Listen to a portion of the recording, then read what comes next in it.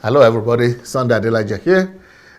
Today we are going to be having a special program, and this is supposed to be Dear DSA with Victor, and as usual. But today we are going to do something totally unusual. Can you see the topic of the program?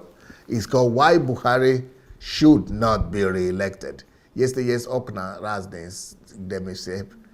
Why Buhari should not be re-elected is the topic of today, and it's under question mark. So those people who are saying Buhari has paid me or APC has paid all of us here to campaign for them, well, we want to hear your argument today. Why is it that Buhari should not be re-elected? Neto Adene Okna Shobizela Takwekakmedela say 3 Okna, not 3. So Tagdana Meya. So is there no? So what we want to do today is to answer the question why people who believe that Buhari should not be re-elected, and we want to deal with that and say, okay, let's hear the arguments why Buhari should not be re-elected. Now today, Mayowa has joined us. Mayowa has joined us, and the reason I say Mayowa because that's what people here call her, and you have a Russian accent for that. For that now. So Mayowa has joined us because she began to express her own position and her own belief that but it is better for Nigerians to vote in Buhari. But as a result of that, a lot of people have been unhappy and a kind of backlash or negative responses from her followers and from my followers as well, who think, why should we do this? Why are we doing all this? So today I want us to hear all the objections that people have against our arguments. So why do Nigerians think Buhari should not be re-elected? So we are going to listen. We've written some of the arguments from people that I relate with down. And I'm sure Mayowa has also written down some of the arguments that people who she relates with also say against Buhari being re-elected. And I and Victor will try to give answers, and Mayowa also will be giving answers where she understands the situation. But you are the owner of the program, Victor. What will you have to say today, Victor?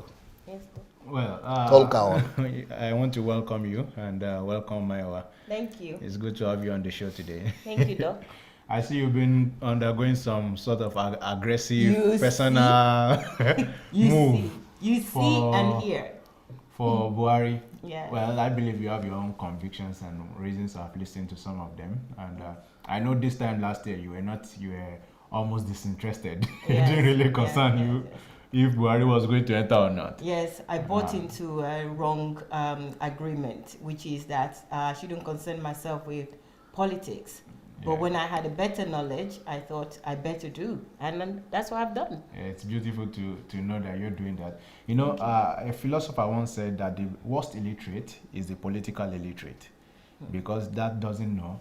He said it's even a fool. He said the person is stupid. Ooh. Because the person does not know that politics determine the prices of tomatoes, of rice, of fishes, of everything. Politics determines policies. And so it's good to always be politically elucidated. But in any case, today we'll be talking about why Buhari should not be re-elected. It's a question. We really want to know why you think, because for me, I believe he should be re-elected. I think DSC also believes he should be re-elected. Mayowa, most recently, also believes that he should be re-elected. Yep.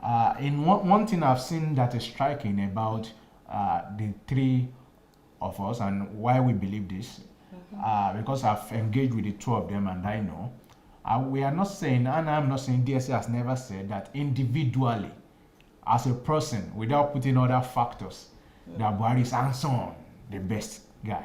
That's not what either of us have said.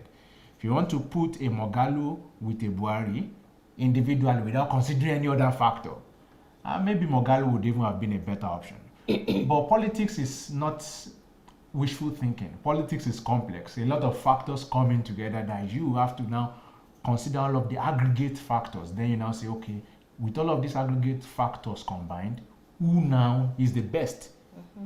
It's like a student in a class. One student may be the brightest, but you know that if you have to send him to this place, he's not going to perform as much because factors are going to inhibit him. There is something they call cumulative. Yeah, cumulative. So which... I used to be the best in biology, but cumulative, no way.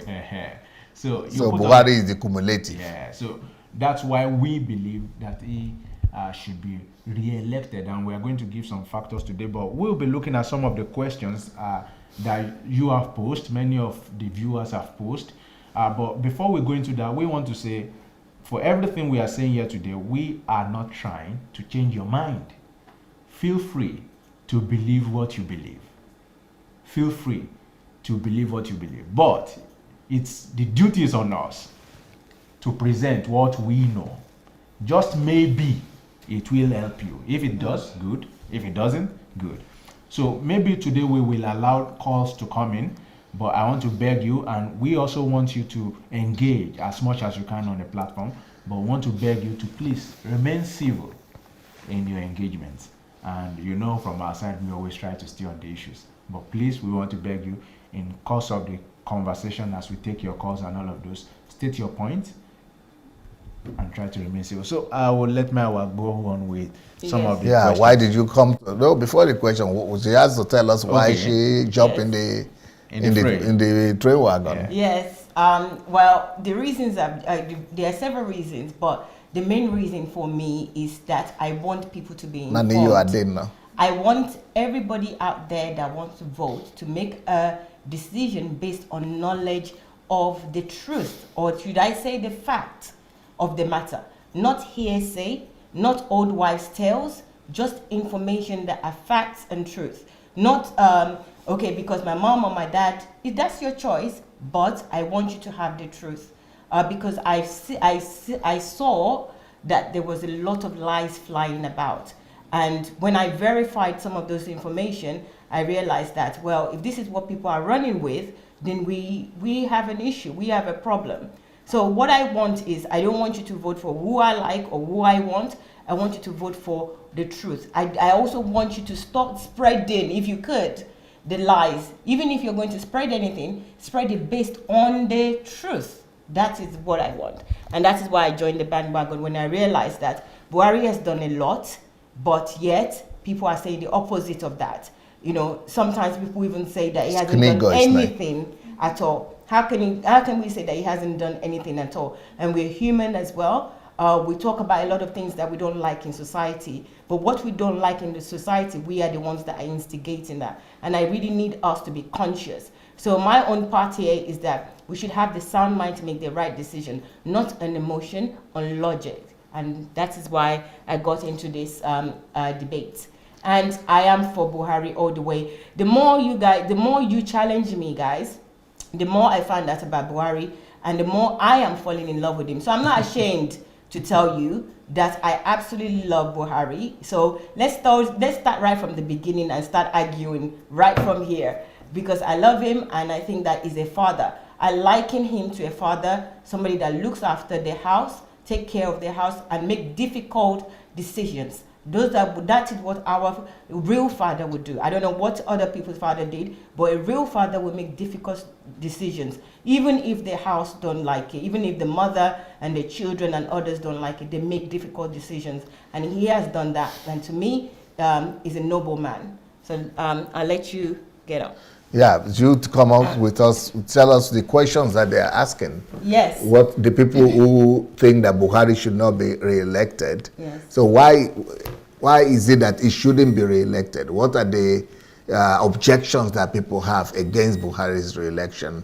And what are they challenging me and you and all of us about? Okay.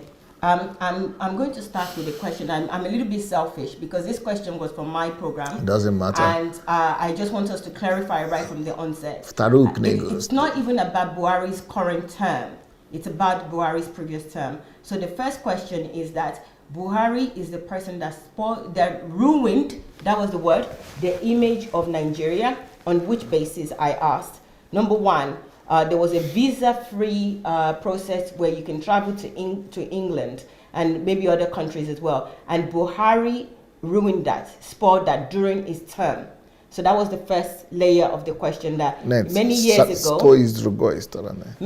ago, he was the one that ruined that relationship with UK or with England, and they stopped the visa-free process. This was an assertion yesterday in my program. I didn't know what to say because I haven't verified that. I didn't even know that somebody was going to bring an issue from maybe 20 odd years ago. 30 years ago. 30 years ago. So, Dr. Sunday, please, this is one I really want to clarify.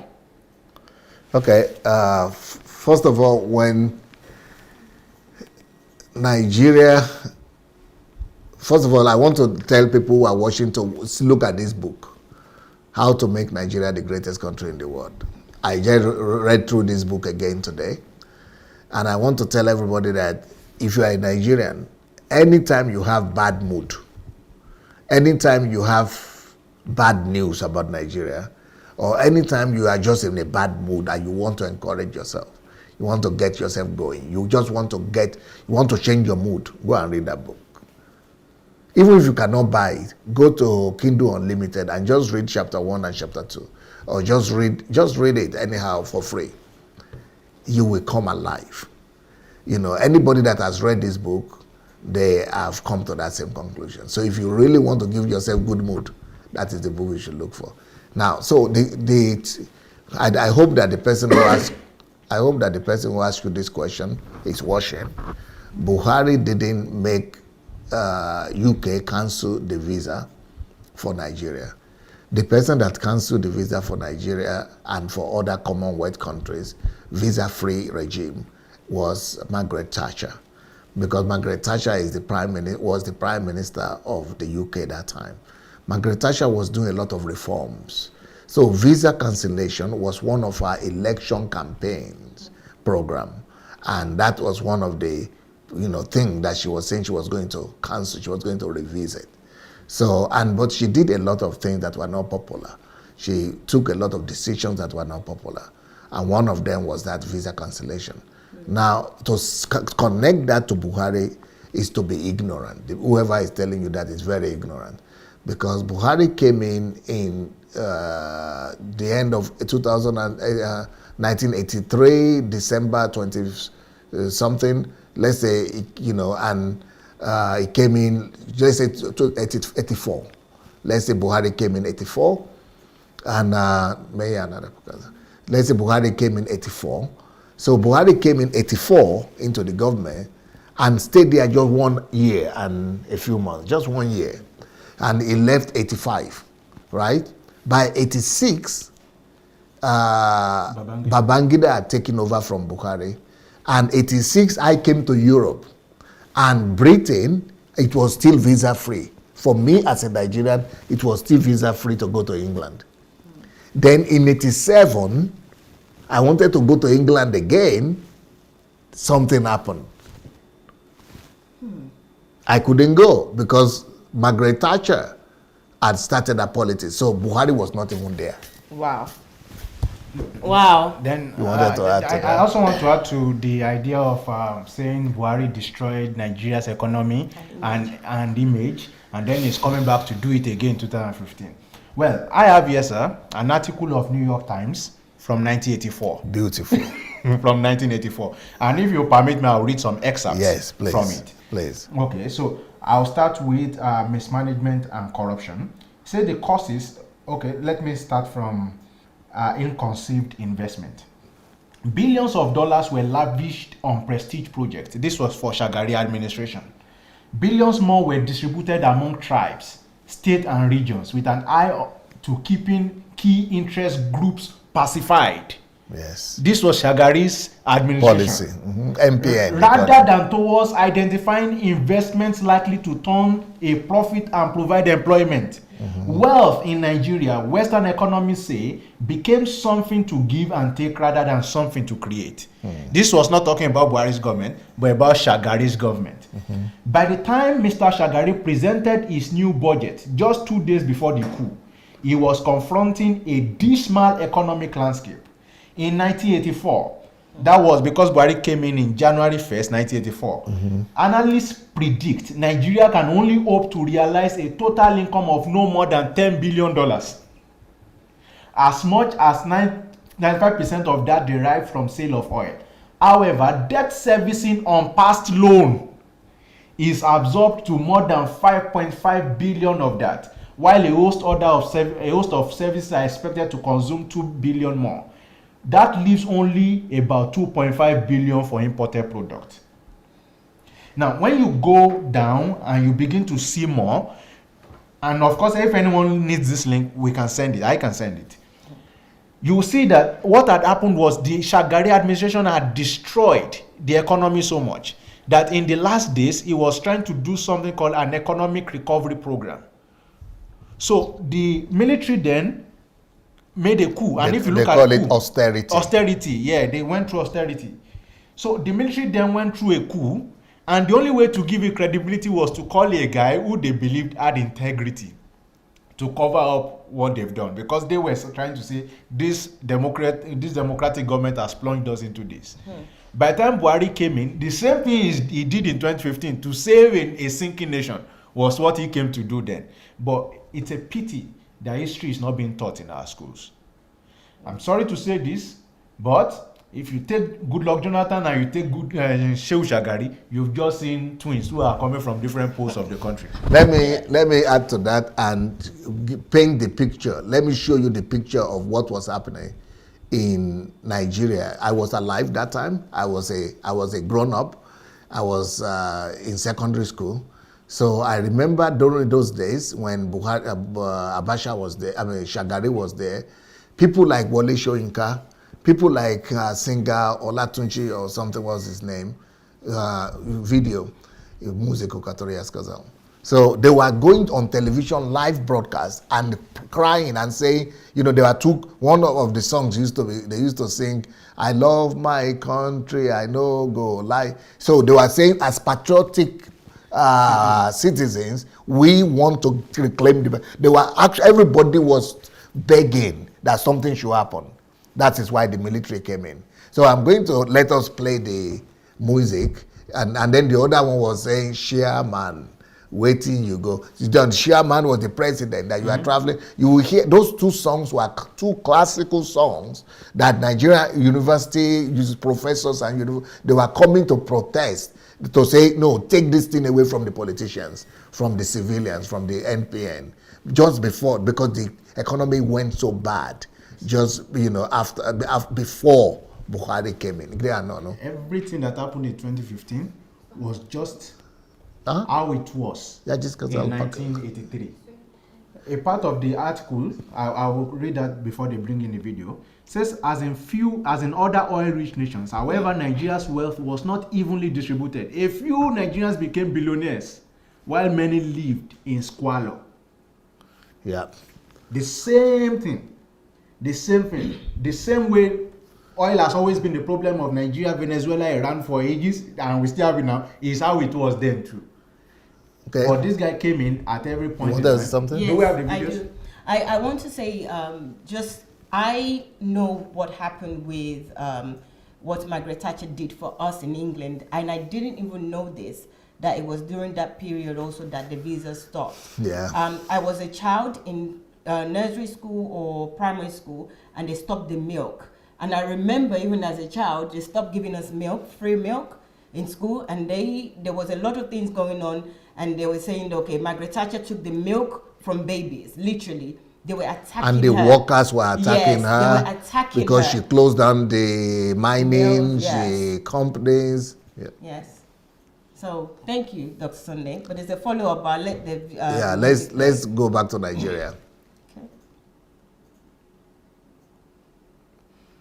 Where is the music? I love my country, I no go lie. Now inside them I go live and die. I know my country, I no go lie. Now him and me go yap till I die. You see, salary is so small, fuel is so big, and politicians give salary. Where are you not growing up? I won't begin with history. That war we fight in recent memory.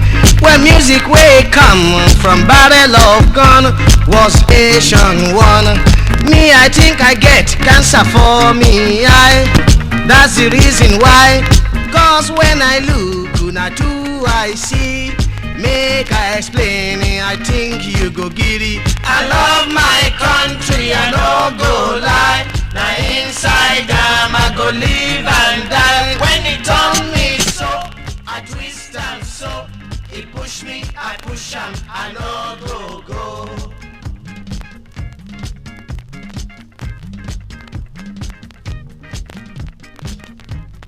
Make you no worry, both nations be friends. Even when they fight, they soon make amends. When one back they itch, the other go scratch. When one leg, the other go hatch. Eggs na eggs, but some are rotten. But make I tell you, some are golden. I tell you my country no be one. I mean not to yesterday I born. I love my country, I no go lie. Now inside I go live and die. I know my country, I no go lie. Now him and me go yap till I die.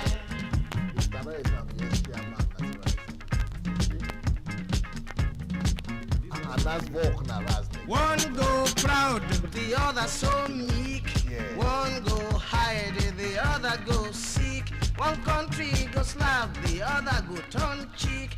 And soon they are playing hide and seek. They're lovely twins of whom I speak. Mr. Country Hide and his brother Seek. Country Hide 2.8 billion. He tell Country Seek, brother, carry on. Seek from Turkey to China Sea. The more you look, the less you see. You thief one couple, they put you for prison. You thief 10 million, na patriotism. Then go give you chieftaincy and national honor. You thief even bigger, then go say na rumor. Monkey they walk, baboon they chop, sweet pounded yam. Someday he go stop. I love my country, I no go lie. Now inside I go live and die. When he told me so, I twist and so. He push me, I push him, I no go. Okay, let's ask the next question. So what's the process? One time we start. I just want to clarify. I just seen a question there where somebody is saying that Nanas. why are we discussing Buhari of 30 years ago? We're discussing Buhari of 30 years ago because some people have grudges on him of that Buhari, and they're laying those information, which are false information, they're laying it down as the reason why they cannot stand Buhari. So that's the title of today's. Okay, let's forget Buhari of 30 years ago. Let's come to Buhari of today. Okay. Well, Pastor, there's one actually that I want to just because ask. if it is, people will be, it's actually a weak argument. If you want to satisfy that person, maybe it's better for us to answer the person personally, because all the other people watching, they want to hear about Buhari of today. He said that Buhari ruined the currency. Yeah, but that is, 30 years ago. Okay, fine, right. People want to hear Saturday Buhari, today's Buhari. Okay, one question that is actually for you personally. Why are you supporting Buhari despite opposition? So there's a lot of oppositions out there. Why are you still supporting Buhari? Very good question. Because people are even saying, every day I receive at least 10 people writing me that they are unfriending me and they are blocking me, and even at least 100 saying every day, saying that I'm stupid, saying that I'm wicked, saying that I'm heartless, saying that I am bad, I am this, and saying that they used to follow me, they used to love me, and now they are against me, they hate me just because I'm supporting Buhari. And yet, I keep on doing what I do. I keep on supporting Buhari and pushing it, because we only have two options. Anybody who is thinking of Showore, Mogalu, they are just wasting their time. I don't even know what will make anybody to do that. And people who are doing that, they are actually working for the enemy. They are working for Atiku. Because Atiku, if you are going to give your vote to Showore or any other smaller candidates, they will not win. Even they themselves know they will not win. By doing that, you are stealing the victory from the best of the two. So you are actually, encouraging evil. So that is number one. It is only two people running as far as this election is concerned. Only two people running. All other people just want to put their name on the calendar. They just want to put their name somewhere there, and they just want to show their face, which is okay too. But why then should I choose Buhari over Atiku? Who will you choose? Who will you choose if you have a thief that said himself with his own mouth? They told him, this federal government built this industry for $3.2 billion. I mean, $3.2 billion, and you went and sold it for 100 million. Yeah, about 200. Yeah, or 200 or something million. Okay. It was sold for. It was built. We spent 3 billion on it, and you went and sold it for 100. For 250. Or 200 and something, 100 something in the 100 million. Not even 1 billion. Not even 1.5 billion. Not even 2 billion. For 100. Then you know what Atiku said? They asked him last interview. Yeah. They asked him about it. He said, yeah, that happened. So why did it happen? It was a mistake. Ooh. So for that kind of answer in any civil society, he's supposed to be jailed. And he's still threatening to sell NNPC. He's supposed to go to jail for that. So that's a thief. Because you know the way it's done is that you sell it cheap, and then we go and and get the commission and distribute it something. And he's the one who sold the whole country like that. And then now he's also saying, I'm also going to sell the only national treasure, the only chicken that is bringing golden egg. He said, I'm going to sell it. And who will you sell it to? To my friends. He said, don't my friends also have the right to be rich? So a thief that is totally lost common sense, he doesn't even have any sense of value. So for you to be voting, not to be voting for at Buhari, is to be voting for that guy. For you not to be, and that is, any person in the normal sense shouldn't be doing that. That is number one. Number two, some people have objections against Buhari, and the objections I've had is that he's dementia, so he's lost his mind, demented. Yeah. He has dementia. So that was video tag that de la stare ludi katore prosta pakaya gavaru data adene aknobu de tigrat. Toka danda operative ne shota testimony and it was not you. So so they are saying that he has dementia, he's demented, he cannot, say, okay, I say, okay, that's one argument. What's the next argument? The next argument, he forgets, that's also dementia. He's holding the right, that is also dementia, and then he's too old. He's too old. It's a disgrace. He's disgracing us. I said, if the fact that Buhari is saying something, or he cannot say some things, or he forgot some things and things like that, if that is his biggest sin, if that is his biggest weakness, then he doesn't even have any weakness at all. But between that weakness and the weakness of selling the whole country, and for his boss to say that what Atiku stole from Nigeria, and he didn't, they asked him the question, they say the thing you stole from Nigeria is enough to feed 300 million Nigerians for 400 years. He said, well, my boss has changed his mind. That is your defense? Yeah. Look at the president. That is the president of Algeria right there. And he's running again. He is sick, more sick than Buhari. He's in wheelchair. And the country didn't say we will not re-elect him because he's sick. Because if he's the good one, if he's the best one, if he's the one that is most qualified, why not? Buhari is not even as bad as this one. And I want to talk about what he did with the economy. And yes, and so if the only quality that Buhari has is that he has integrity. He's not a thief. That alone is enough for me to, even if it's going to be on wheelchair, even if it's going to be demented, even if it's going to just be there as a figurehead, but that is controlling and is going to be able to put order there and also be able to, take decisions, I will prefer that Buhari to Atiku. Why? Because Nigeria is already having bad name. And the bad name that Nigeria is having is with corruption.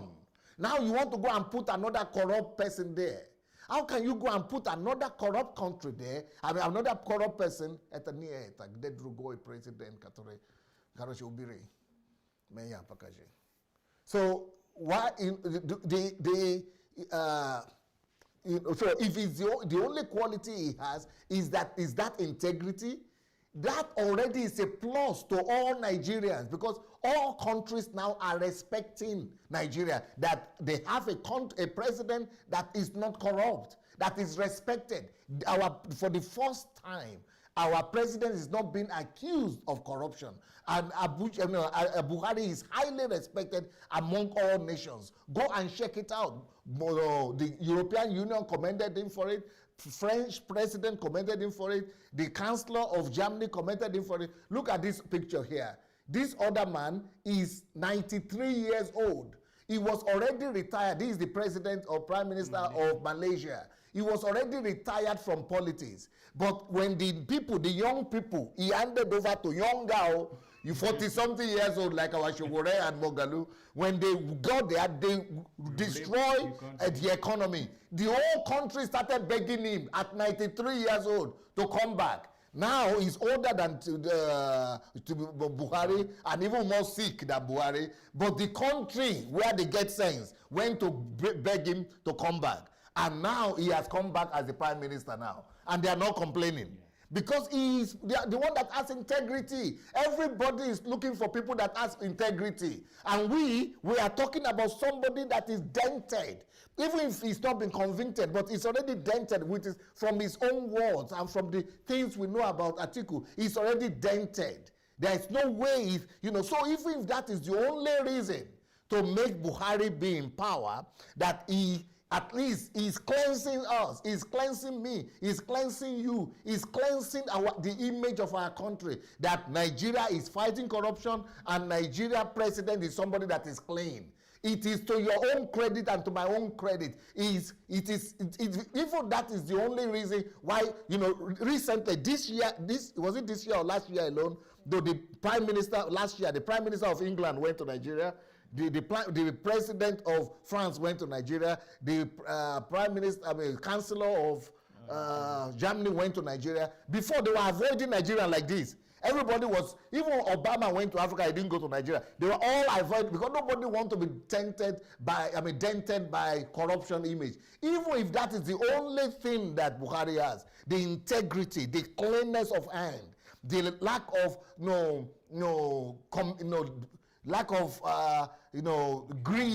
lack of greed for corruption and all that. If that's the only thing Buhari has, look, he deserves, because he's saving our image and our reputation. You wanted to say about economy or something, yes, Buhari? The Algerian guy that you were showing, one of the things he did, and people we still want him to remain there, because when you look at Algerian economy to Nigerian economy now, you look at the indices. Of course, Nigerian economy is bigger, but for instance, let's say during the oil boom, up until 2014, Algeria saved $197 billion up until 2014. While we were depleting our own, during the time of Jonathan, he did not at the same period. He didn't save. The one that was there, 68 billion, he depleted it 2028. He ate everything up. So he did not save. He ate what was there to 28. Okay, no product to show for it. You are saying he did not save. Let's look at the Algeria example. Yes, sir. At the same period when Jonathan was there, Algeria only made 250 billion. And out of 250 billion that they made from oil, they saved 97. 197. They saved it to 197. 197 In out 2014. of 250 that they made. Within that period. But at that same period, Nigeria made 383 billion, much more than something. Yeah. We didn't have a saving of 1 billion. Everything was spent, and we don't know what it was spent on. And if you want the link, I'll send it to you. And apart from spending all that 300, Russia at the same time, Russia made slightly more than us. So we made 383 billion. Russia made Russia made around 800 billion. From 800 billion that Russia made, Russia saved 500 billion. 500 billion. So Jonathan was supposed to save at least 200 billion. Yeah. Because even Obasanjo, as bad as he is, he didn't have so much money. I mean, he didn't have so much income like Jonathan, but he even saved 60 billion. But Jonathan didn't, 68 billion. But Jonathan didn't save anything. He ate in 6 years 383 billion. That 386 billion is more than the economy of Austria, is more than the economy of Greece, is more than the economy of Poland, is more than the economy of Ukraine, is more than the economy of Finland, is more than the economy of Israel, is more than the economy of Singapore. That is what Nigeria just made in 6 years and just disappeared to thin air. That was why David Cameron said the money that has been stolen in Nigeria in the last 30 years, if it went out of Great Britain, say the UK will simply cease to exist. Yeah. So, Algeria saved 197 billion, 2014. who made less than us. Russia saved 500 billion. Nigeria didn't save zero. But the one that Obasanjo saved, he went and ate it. Now, so let's now compare that to the economy of Russia today and to the economy of Algeria today. Yeah. So despite all the things that Algeria saved, and despite the fact that the prime minister is still there, the same person, the recession was real. The fall in the price affected everybody, just like Venezuela, Russia, everybody that's all, even Iran. Even Canada. Even Canada, everybody was affected. So to say that it is Buhari that brought this, it means that it's Buhari that brought it upon Canada, upon all the countries. Because the countries, let's talk now about the picture. Okay. So we were having, by the time Buhari came, we were only having 29 billion in our reserves, 27 billion in our reserves. Now, but Algeria had 197 in 2014. Yeah, by the time, at the same time, period of time. Now, today, they didn't increase, Algeria didn't increase. It has depleted. Why? Because the economy is, the recession is real. How much do they have now? They are only left with 88 billion. 88 billion. Yeah. They are only left from 190 something billion. Just for you, but they had that money to at least shock the economy. But we didn't have anything. So Buhari had to be creating wealth and shocking the economy at the same time. And saving even. So, but the miracle that Buhari has done for us is that despite having nothing, he was still able to shock the economy, bring it out of recession, and still save. Now we are having 46 billion from nothing. And the economy, so where he was supposed to have an excuse and say, I have an excuse not to save anything, but he's even still saving. Let's look at Russia. Russia saved at the same period of time as with Jonathan. They say 500 billion. But today, Russia only has 64 billion left because the recession has eaten it up. So that is what happened when Buhari came. So that's why the economy was supposed to go deeper and worse. But thank God for they did so much miracle that Russia didn't increase. But from 500 billion, they went to 60 billion. Algeria didn't increase. But from almost 200 billion, they went to 80 billion. But Nigeria is the only one that is increasing. So that's why we have come out of recession now. Iran Iran. Did it increase? Yeah. But what is the exchange rate now? 42,000 plus to one. 42,000 of their money, Iranian money, drachma or something, to $1. But this is the kind of situation Nigeria would have been. So, but thank God that Buhari came at the right. Even IMF was saying float the money. Buhari is saying no, it will benefit the rich people to float the money, but the poor people are going to suffer. So he refused to take the advice of the IMF. Egypt took the advice of the IMF. Their economy went under. It's just now that they are trying to recover. So people don't know this indices. And now today the news came out that Nigerian economy has overtaken South African economy again, because it is going on the upward side now. Yeah. And that's been done by Price Water Cooper. Yeah. So people don't know this analysis. And what would they say? They will say, but we are not feeling it. But I'm saying, number one, it will take time before you feel it. Even when the economy was good, you were not feeling it too. The only reason was that someone came at a point and said we are in recession, and because you like bad news, you held on to that one. It was basic indices. When they said we're in recession, we're feeling the same thing. The only difference was probably money was coming out, which is called pseudo economy. And if I have the chance, I could explain how pseudo economy works, or maybe after my questions. We have a lot of questions, but I also want to just remind people that you can check this out. Don't just listen to Dr. Sunday or anybody on this platform and just chew it up or not verify them. You must verify these things yourself. The figures are there. The figures have been mentioned publicly.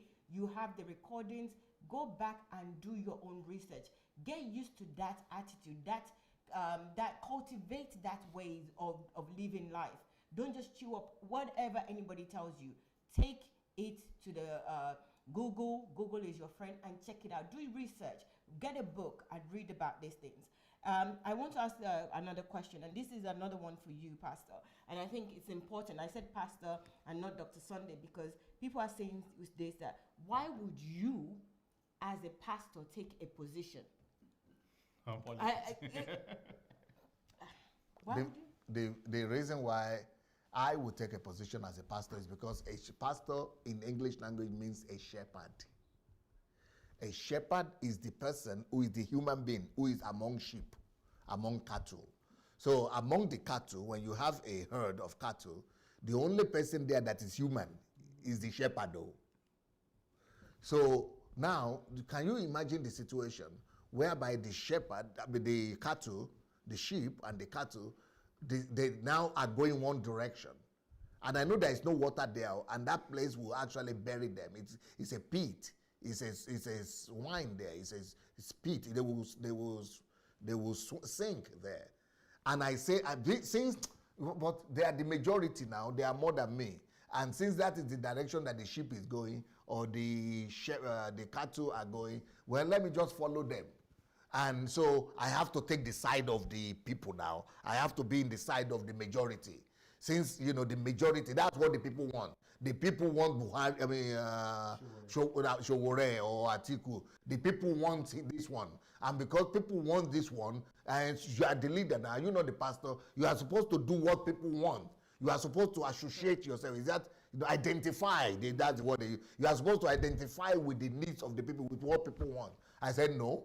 That is not what any shepherd that says I want to identify with the sheep and say, but it doesn't have to be shepherd. Let me use an example. Leader. A shepherd is a leader. And even if I'm not a shepherd, I'm a leader.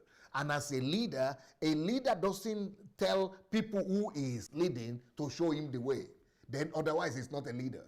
A leader is the one that has gone ahead of them, just like the shepherd that knows that that place is pit, is going to, it's a swampy area, is going to swallow all of them, they are going to die there. But that place is river. That is the way they are supposed to go. So the river, the shepherd, if he's a good shepherd, will take his rod and redirect and say, no, you are missing it. This is the right direction to go to. Don't go to that other place, because that other place will kill you. You will swallow. That is exactly what a leader is. As a leader, I don't listen to what people want, and then like a politician, I say, since that is what you want, we are going to say it. That is what you want. That it means that's your position. What the people want is what we want. No, that's not leadership.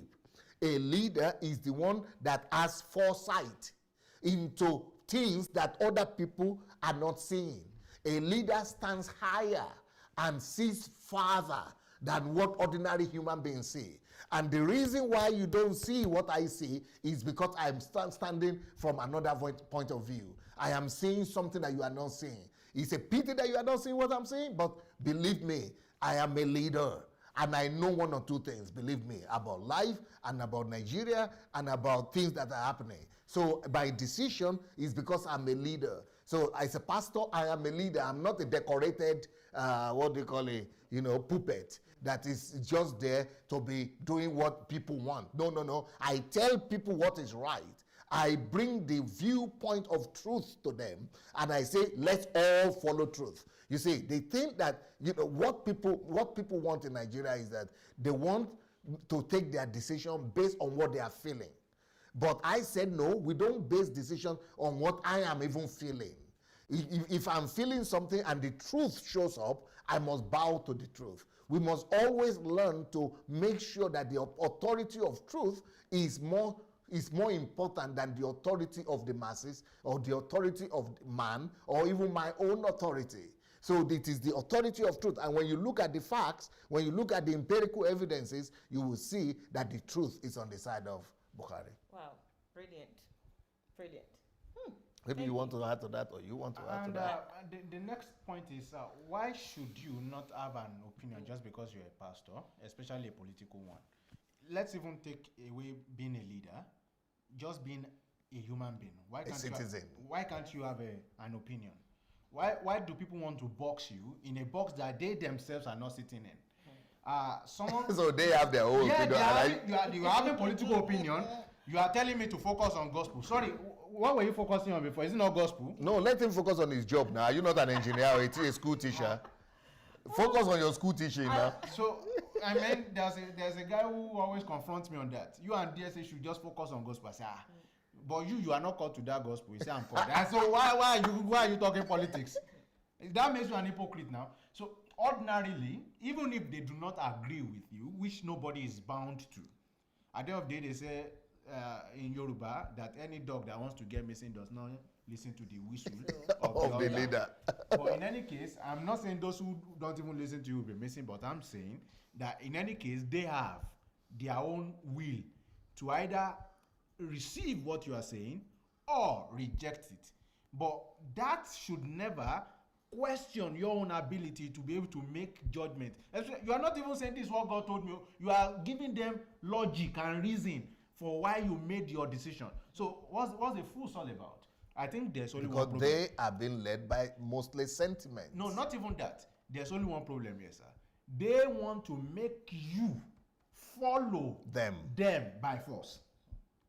They are not even giving you benefit of doubt. They are not giving you the chance to even make your own stand and stand by something that may be different from theirs. So as long as you are not reasoning in their own line, not even reasoning, as long as you are not following their own predetermined result, then you are not. Because today now, if you say I support Showore, many people will say, hey, DSA is the man. If you say I support Atiku, many people will say, hey, DSA is the man.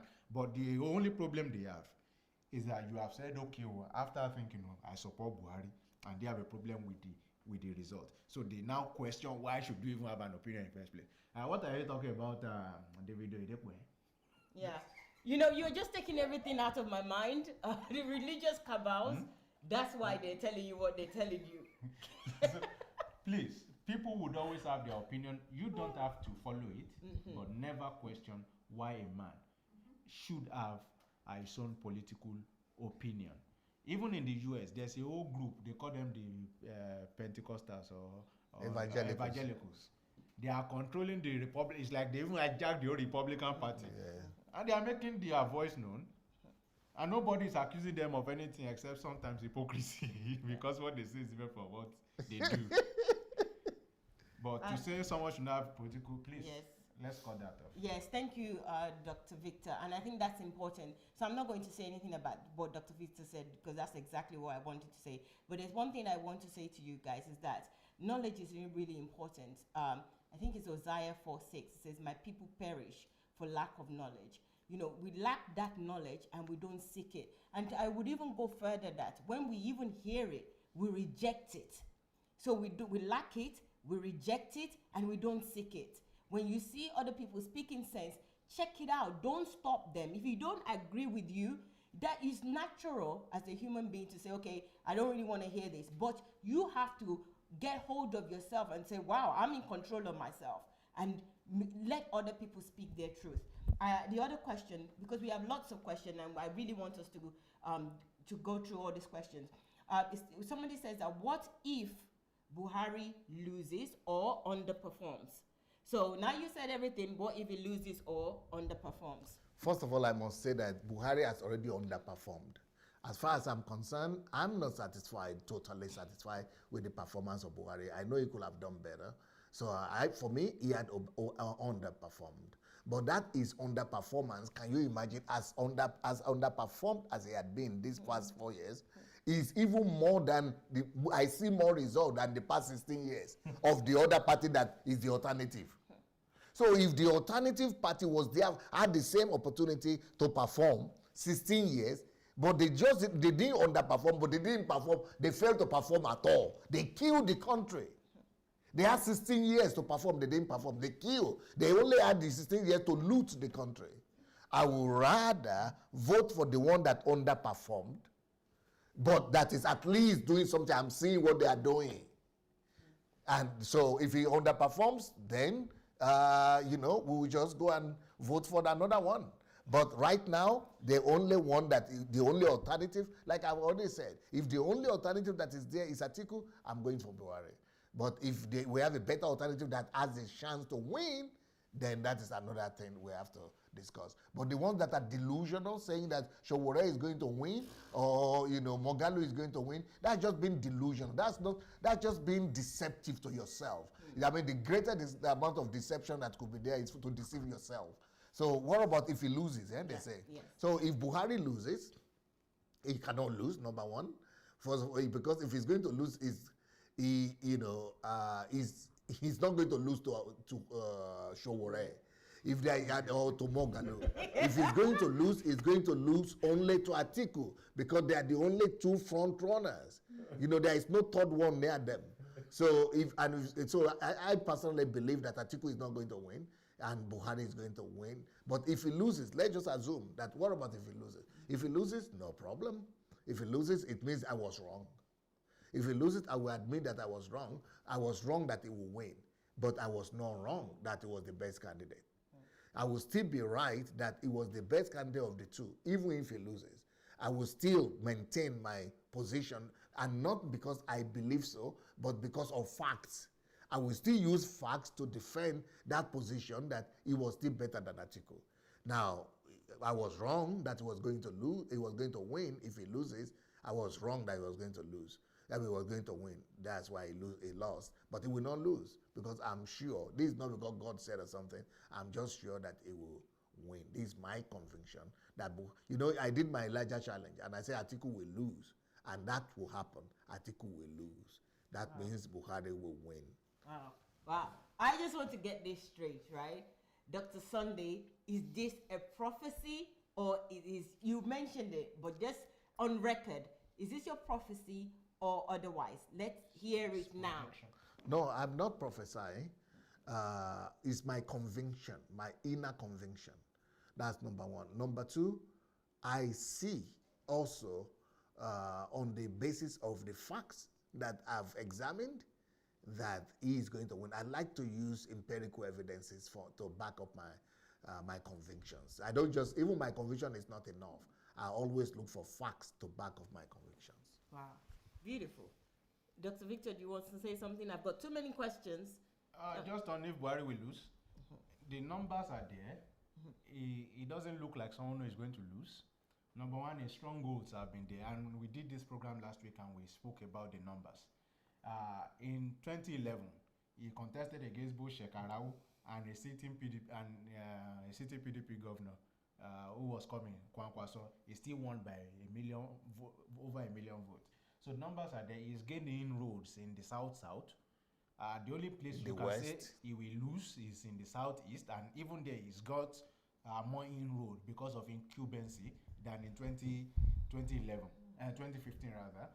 So the numbers are there for him to win, and many of those who are saying he will lose, and you say the point is, even if he loses like this, I said, he's not going to lose to any of these newbies. He's going to lose to Atiku, and that's why DSA is saying that your conviction is not even on the basis of you love Mogalu or you love Tokwe Fashua or you love, let's say, Shore. Your conviction is for Atiku to come in, and he's saying, Numba, if to give everything, Atiku is not going to come in. And like I said last week, as of November last year, as of January, December last year, DSA was not even interested in, was not even supporting Buhari in campaigning this way. But when the fact was clear, I remember we took a walk in the park and I was telling him it was Atiku that was going. DSA was still optimistic that it won't be Atiku. Yeah. It has even from PDP. Yeah. He was still hoping that someone like Dan Kwabo could come up. He was thinking of this Baba Ahmed. That he was talking about guys who had more moral standing, even in the PDP, to challenge Buhari. Even Kwankwaso, he was still talking about all of that. But when the choice was Atiku, Buhari, I was left with no option. He made his choice. Well, you had made your choice before me. Because I was in Nigeria. And in Nigeria, what happened was I spoke with a lot of people. Even people who opposed Buhari vehemently. So I knew their talking points. In fact, that was the same way I knew that all this pastor stuff, we think they are not getting it. They are, even taxi drivers are getting it. They are not giving their tithe to churches again. Brilliant. Well done, guys. So you see that in talking to them, I knew, not just from my own knowledge of what was happening, I knew the people appreciated. Is it people who are seeing railway line going through their cities for the first time? Is it people who they are paying their parents for the first time their pensions of how many years? Is it the people who Biafra ex-police officers and all soldiers too? Yes, people admit that things are not going on so well. But one of the things they also admitted was it would not have been better if Jonathan had been there. And I challenge anybody to tell me that if Buhari had not come in 2015, on a sarcastic note, I used to say that Nigeria would have been on eBay. But it's as serious as the fact that we would have been in worse condition, far worse condition than what we have now. So Buhari is going to win. He's not going to lose. If he loses, Nigeria continues. Thank you. Funny you said that you being in Nigeria gave you the idea that Nigeria's Buhari would win. There's a question here that most Nigerians are poor and they want to remove Buhari for bringing this upon them. That is a statement that is made by somebody that says that Buhari brought this upon them. Most Nigerians are poor and they want him removed because he brought this upon them. What have you got to say? In 2012, Nigeria's population was about 160 million plus. As of that time, it was recorded that 112 million Nigerians are living in poverty. That's correct. Can you calculate the percentage? 2012. That was at the height of oil boom. Yeah. That was at the height. That was when we're selling. But now we have 91. Now we have 91 to a population of over or about 200 million, which shows you that reduction has happened drastically. Number two, but we have become the poorest. Yes, we have become the poorest because India, that used to be the poorest, has been lifting our own people out of poverty at a faster rate. So what did they do? A lot of people are criticizing this cheap money, market money, trader money, and farmer money. They've been criticizing, but that's exactly what India is doing. That's exactly what Brazil is doing to bring people out of poverty. I met a woman, sir, when I went home. This woman, I asked, I'm sponsoring kids to school, so I asked our child to be coming for extra lesson. By the time I engaged her, why is she not in school? She's not eating for a day. Do you know the business she wants to do will cost her only 1,500 naira? So if you convert 1,500 naira to dollars, sir, you know how much that is? I will shock you that that's $5. $5. She needs $5 to start a business that can sustain her, and she can grow in that.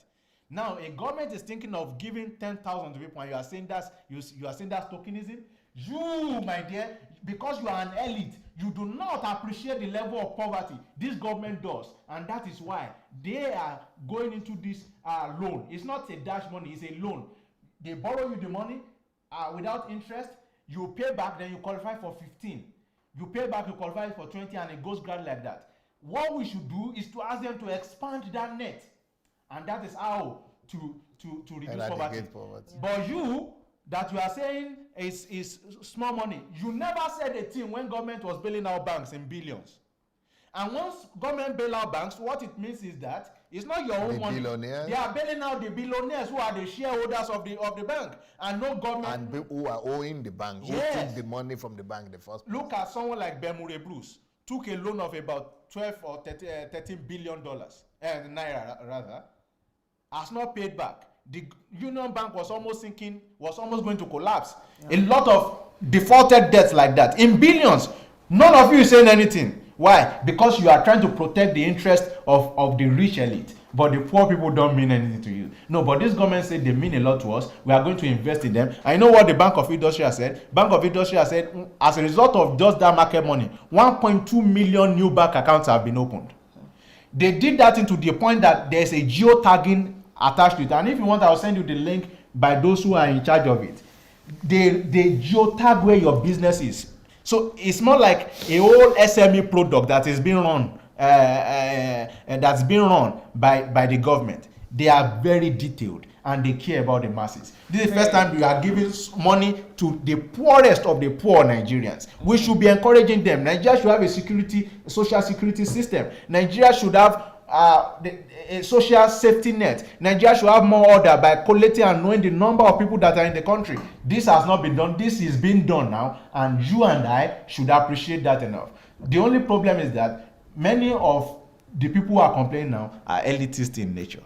Wow. Well, the question is, it is Buhari who brought this poverty upon us, upon the people, and why are we supporting somebody who brought this bad news and this poverty, this misery upon our people? Mayor, why should we keep on supporting somebody who brought so much mystery to our people? First of all, anybody who says that, the person doesn't do research. Any person who is thinking like that needs to be educated. We need to, either they are doing it intentionally, out of being mischievous, and they are just being, either they are just deceiving people, they are being deceptive and mischievous, or they are just ignorant. Why? Because back in 2014, Solido, the bank, the National Bank, or what they call it? Sanusi Lamido. No. Charles Solido used to be the governor of the Central Bank of Nigeria. Right, back in 2014, or actually even before then, 12, he had given interviews there on YouTube that Nigeria is going to recession, that Nigeria has started going to recession, and that Nigeria is not saving, that Nigeria was supposed to be saving the money. And that time, all the PDP governors and the people, they were saying, no, we don't want to save, share. And they were, no, actually, he started saying that 2012. So since 2012, he started saying that. But in 2014, it was Ngozi Iweala who said that in 2014 that she was the minister and she was crying that Nigeria is going through the recession, and that by 2015, anybody who wins, that is going to find the government and the economy is so rough because we don't have savings, we don't have reserves, and it is through reserves that you sustain the economy. Now, so since that time that Solido started talking about it in 2012, Nigeria's economic growth, GDP growth, was 12%. But since he started saying, let us stop, let us begin to save, Nigerian economy started dropping. and that we are going to recession. By the 2013, Nigeria economy was going at 10%. By 2014, we were already, it was going so drastically. We were already growing at at 6%. By 2015, we were already growing only at 2%. So the downward fall of the economy, the recession was going very fast, quickly. So by the time Buhari came in 2015, it was 2%. And the downward spiral still continued to 2016. It went to minus. It went to 0. 2017, it went to -2. We are going, because it is the spiral that it was not, it didn't start yesterday. It didn't start through with Buhari. If it had started with Buhari from 12, we wouldn't have been feeling so bad now. But it was at the end tail of that spiral. It was supposed to still be going -10, -15. It was supposed to actually go back to the place where we started from. We started from +12. It was supposed to keep on going till it gets to -12. But that is why we should praise Buhari and his government for, because they were able to stem it, to stop it, the spiral of downfall at -2. And first of all stabilized it, then later on started bringing it up, and by now we are already come out of minus and we're already in +2. So I can only imagine 2.3 now. Yeah. 2.38. Okay. But I can only imagine what will happen in the next 4 years. Yes. That's why another reason why I want to give them the opportunity to be able to bring Nigeria to a stable footing and footage by the next 4 years that they will be there. They didn't bring the economic woe and economic hardship and poverty upon the people. When Nigerians are saying that we, the elite who are educated, should open their eyes and let them know that no, it is the previous government that didn't save, that in all of 16 years government of PDP, they made only from oil alone, only from petrol alone, $1 trillion. $1 trillion. It is the Jonathan that made 380, almost 400 billion. But GDP itself, BDP itself in 16 years made $1 trillion. You know $1 trillion? That is only in 16 years. See how rich Nigeria is. And how many countries have $1 trillion economy? Only about 12 countries in the world. All other countries, those are like, France, Britain, and all those, all those countries. But only in 16 years, Nigeria was able to make that. And for them, that is their own GDP. And we are able to make that in 16 years alone. And they have been existing, those countries have been existing for years before us. And they only have $1 trillion economy. So there is nothing to show, no money right now in the economy after making $1 trillion economy. $1 trillion income. And this is why Buhari should be encouraged and should actually be praised for bringing us back from recession and from minus to plus. Let me quickly ask this. Somebody said that Buhari is a disgrace. I think that's already answered that question. And then there's another one. A new generation leader somebody who is weak because of old age or who is having health issues, for me, is less a disgrace than somebody who is stealing, who is not having character. Somebody with character and integrity, even though he's having physical weakness, is more of a pride and of a honor than somebody who is not having character at all. It is the person that doesn't have character that is a disgrace, not the person that is weak because of health. Brilliant. And then there's another one here that says that a new generation leader would do better than Buhari. And I don't need to tell you who the new generation leaders are. So we know who most people are talking about. Showore, yes, Mongalu, yeah. Maybe they will do better, but we have to try them first. They have not been tried yet. We don't know what will happen when they get there. If, God forbid, if they get there in that kind of situation that Buhari got there, with the kind of opposition that is coming, remember when Buhari came in, The opposition people, they started this Avenger movement, the militants, who started bombing everywhere, disrupting. They started the iPod, Biafra movement. They were just bringing the country to chaos. That was all orchestrated. So, for example, let's say Sowore comes in with his threats that I'm going to put this one in prison, I'm going to put it in. They are going to sabotage him in a way. Even the herdsmen, to a large extent, is a sabotage. There are some politicians who might be sponsoring that thing as well. So, can you imagine the kind of sabotage? This is a general that had risked his life at war. This is somebody that was in war for 3 to 4 years, risking his life and commanding army. This is somebody that has been a governor, he's been the minister, he has all the experiences, he has all the, the accolades and the integrity.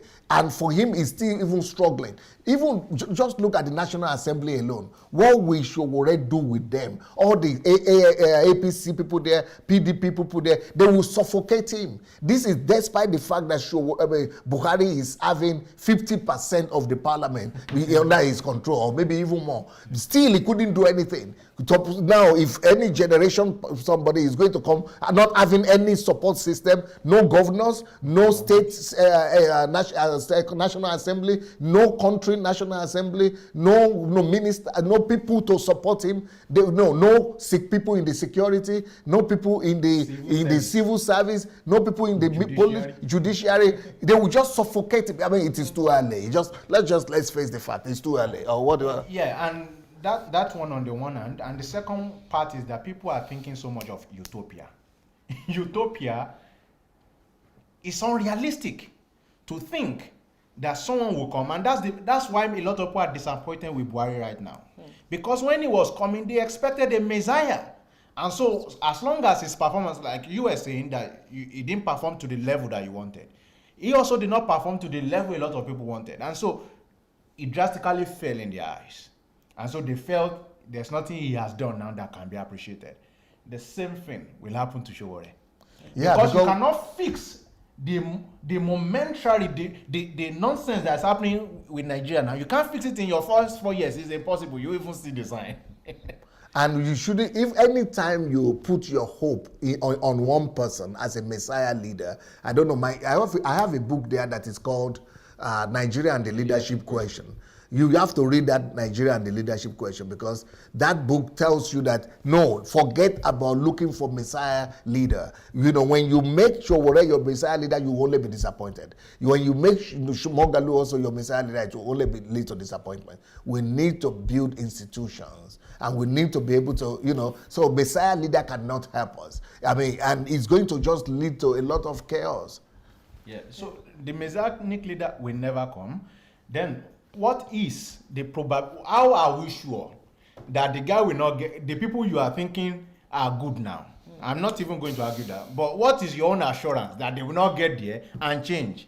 Because if you are told this to Argentina, and they have had a lot of problem with that, they changing from democracy to military, they were always expecting that the next guy was going to be better. It turned out that the next guy was going to be worse. And I was telling someone now, Mugabe was in, they thought he was going to deliver them. It ended up that it's like he put them in more trouble. This guy, former Mubarak of Egypt, the same mindset. They thought he was going to save them. He put them in more trouble. Even as recently as France,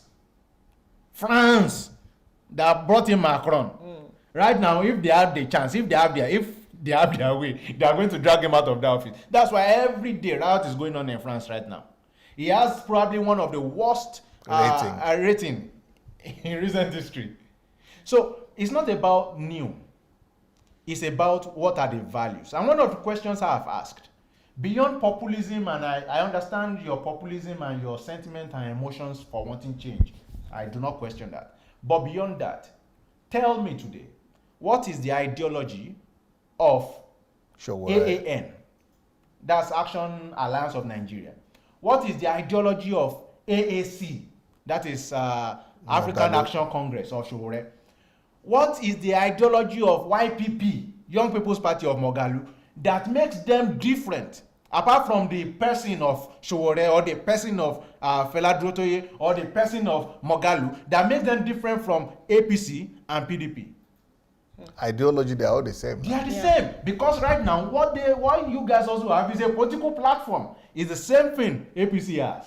So what you're only telling me, and of course, do you know I'm more scared of the younger generation of Nigeria? And I wrote it in my book. I said, not young to run, what next? I am more scared of my generation than your generation, sir. Because your own generation, they were still very patient. DSA, your generation still knew how to accumulate riches. My own generation is get rich quick, immediate, instant gratification. Yes. So, and you are saying, people are saying, bring the national cake, let us share it. Let the money spread.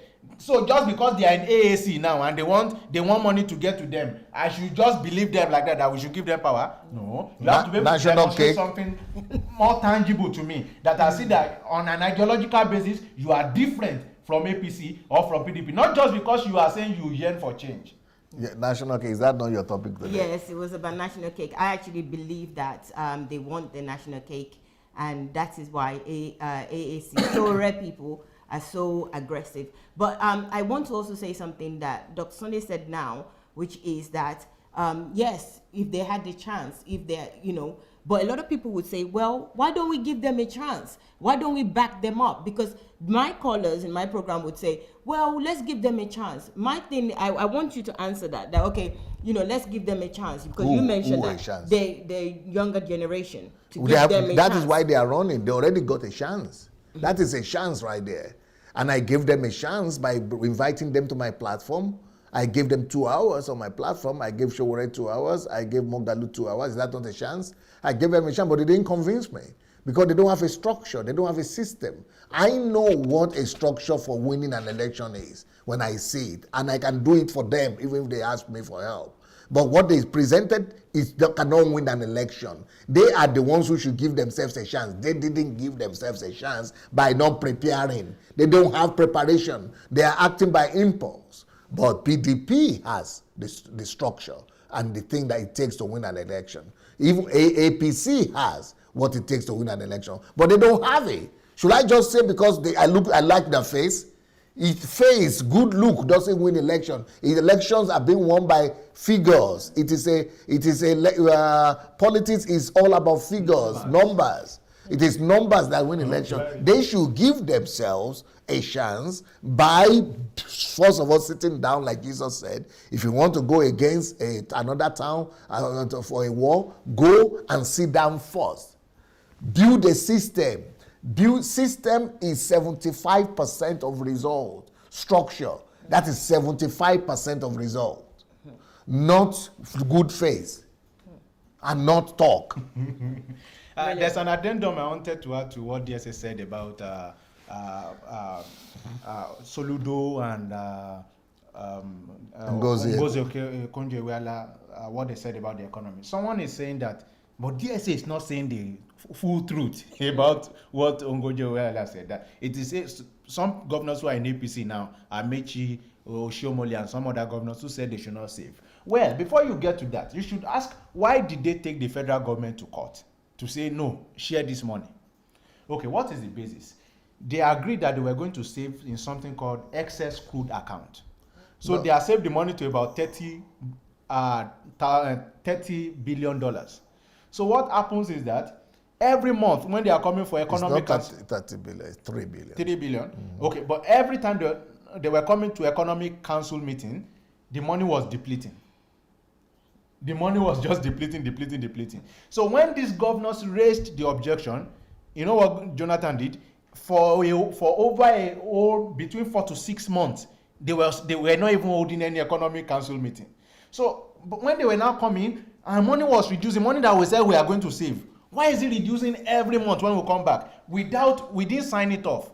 Those guys now said, okay, if this our money will be going and there's no accountability for it, share this money. And so, okay, this is what happens. When they share the money, they share it between state, local government, and federal government. So even if states say they want to spend their own, what stops federal government from saving their own? So, okay, states collected their own and spent their own. So why the federal government not save its own? It doesn't matter. The bottom line is, where is the money, or where are the projects, where are the roads? What did you do with it? Yes, it doesn't matter who, whatever. Where is the result? And the buck stops at the head of the party and the president that was there. It was the PDP that was running the whole country, and they had majority of the governors. So not to talk about the little. Or should we even talk about Malabu oil scam? Maybe that one be for another day. Yes, I also want to say, when people say that we should give Shore or any other younger generation a chance, that's a huge thing. You want to give the whole country to somebody who's not been tested. Yes, who's not been tested. You know, a whole lot of lives, 180 million of them, for somebody to give them a chance. You can't do that. You can't just say, okay, let me just use this. No, but I cannot give them that kind of chance. They need to convince the electorate. Yeah. It is not me or you. Let them have one vote, you have one vote. Let them go and convince the 180 million. If the 180 give them chance, let them win. Yes. I'm not stopping them from campaigning. So everyone needs to get that right. You know, the things that you do give chance that are less important, lower risk items you go stay alive, but not a whole country for somebody to play with. It's like having children, and if you can afford a Ferrari, and your 17-year-old said for their first car, they want a Ferrari, a fast car, a performance car. If you are I don't care. I don't care. So, I will give them the chance. Let them go and win. Go and talk to the people in the grassroots and convince them. If they are convinced and they vote for you, you give yourself a chance. I am not the one to give you the chance. Go and campaign and go and solicit help. But for you to do that, you need system. You need a structure, but you don't have it. So don't blame me, blame yourself. Wow, interesting. Maybe we should have calls, or we shouldn't have calls. Yeah, I think we should have calls. I have a couple of more questions. Okay. But there's one question that somebody asked and said that, can you still make a difference in Nigeria? That's to you, Dr. Sunday. That can you have the Nigerian Transformation Project that Dr. Sunday is... If Buhari loses, right? If Buhari loses, will I still go to Nigeria to make a difference? That's what I understand. That's the question you asked. Yes. Okay. That can you still make a difference in Nigeria if Buhari loses? So, what's your answer to that? First of all, the thing that I want to do in Nigeria is what I'm advising these young aspirants to also do. Go and prove yourself on the ground first. Not asking for anybody to give you anything, to trust you. What I want to do in Nigeria, I could also be saying, oh, elect me, I want to become president or something, or governor or senator. I'm not interested. I want to come and do what no president has done.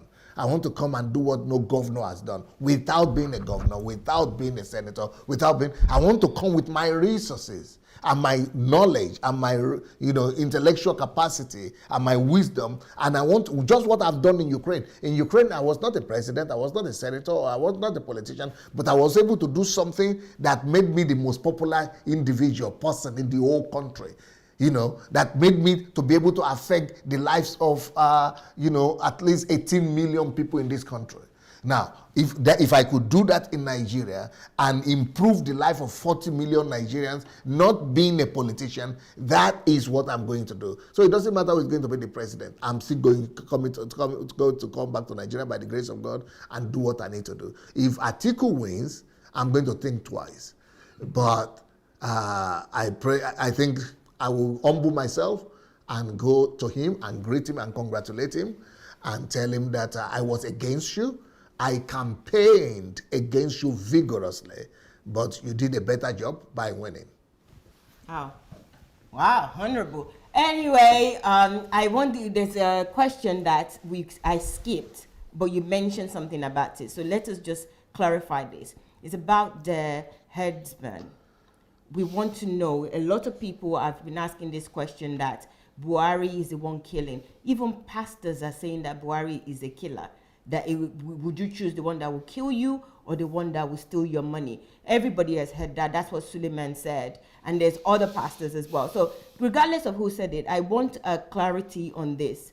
A sitting governor, a sitting government, a president killing the people. That is the accusation. That is what they've been accusing him of. And what is your take on this? Even the people, PDP people who started the campaign, they are no more saying that again. And even the Christian people also who started by saying that he wants to Islamize Nigeria, they have forgotten about that argument, because the opponent that they are all campaigning for is also an Islamic person or a Muslim who could also Islamize, and is also a Fulani person who is also a headsman himself. He himself said it, I'm a headsman. But, you know, it's a propaganda campaign. Who is the president? That is the president of the country that is holding a house, and we want to burn the house where he is the head of it. You know, who is that? It doesn't make sense. It's just the same thing as if people should be saying it was Jonathan that started Boko Haram. It doesn't make sense. I mean, you know, it's just being malicious. It's just being, you know, malicious, actually. I don't believe that it is Buhari that started or that is, you know, sponsoring, you know, the headsmen. I mean, it's unfortunate that anybody could think like that. It is so myopic. But nevertheless, I think it's a good thing that the headsmen situation is happening right now during the regime of Buhari, because being a Fulani himself, that will give him a double incentive to want to resolve the situation. And to say that it's a religious bigot and that it's going to Islamize Nigeria, we know that is not true, because he's the one that has imprisoned. Who is it in Nigeria that is bold enough to imprison a religious sheikh leader and a Muslim leader? But Buhari has put that man in prison, and they are against him. They are campaigning against him, but he doesn't care, because the guy did the wrong thing. And in the 80s also, it was Buhari that you know, dealt with another Muslim guy that was in Kano, Mayowa, and he was also the one that resolved that question. You know, even though they were Muslims, so he's actually intolerant to radical Islamism.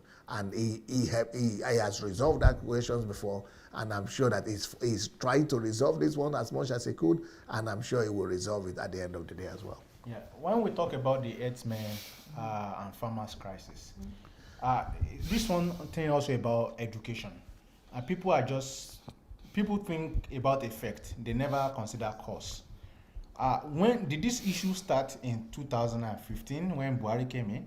No. This issue has been age long. It's been happening over time. From 1999, it's been happening. You've heard about the Just crisis. It's been happening. Should it continue to happen? No. It was there during the time of Obasanjo. It was there during the time of Jonathan, Umaru, all of them. Is every Nigerian life vital? Yes. But when we begin to politicize death of people, we are the ones who are heartless. I'll give you one example, sir. Do you know that one of these Benue killings, they arrested the masterminds of those killings? You know who the guy is? A senior special assistant to the incumbent governor. Because it's politics. And the guy was crying everywhere, but it was his own senior special assistant that was killing people. Immediately they arrested him, the killings went down. The killings went down. But you know, for security apparatus, this is how it works. The military must win every time, but the terrorist only has to win once. But I have seen that in our country as of now, a lot of people celebrate those few pockets of times that this terrorist wins, as against what the government might or may have been doing. But to accuse Buhari of being the mastermind, I think that it speaks so much of your own level of thinking and analysis, and that probably you are more consumed by it than the actual ability prejudice. To think. Yeah, by prejudice. Because he, in fact, has worked so much on this that the only thing that is left more about that is the narrative that he even moved the headquarters of the military to that place, the command center, yes, to the place.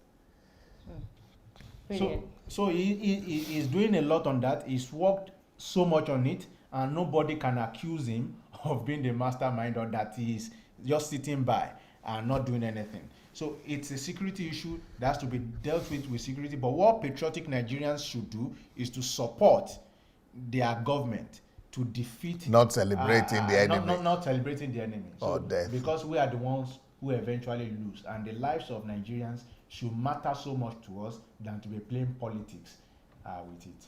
Yes, and I just want to say, in terms of life of Nigerians, not life of the Christian or life of the Muslim matters. It is absolutely wrong in any case to say Christians are killed, so you're making noise because Christians are killed.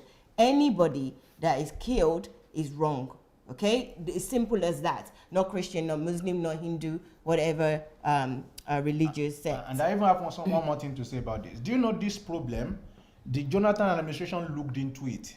They set up a committee headed then by the former governor of Benue State, Suzwan. And they brought out some stuff that they are going to do. But many of the things Buhari said is going to do about the route and the grazing areas were also mentioned. The government released 100 billion naira. Do you know what happened to that money?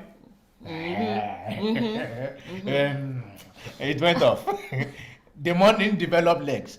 So once that was not done, you've opened ground for more happenings for more things to happen. Then the government said, we are going to give money for this same thing to be done. Then everybody is antagonizing them. What exactly do you want? Do you want it solved, or you still want to satisfy your ethnic bias? Okay, thank you, Dr. By the way, I want to talk about the book, Pakaji Knigo, Nigeria, How to Make Nigeria the Greatest Country in the World. I want to talk about that book. That if you have not yet read this book, this book here, How to Make Nigeria the Greatest Country in the World, please, just give it a chance. Just go to Kindle Unlimited and go read it for free, at least the first chapter.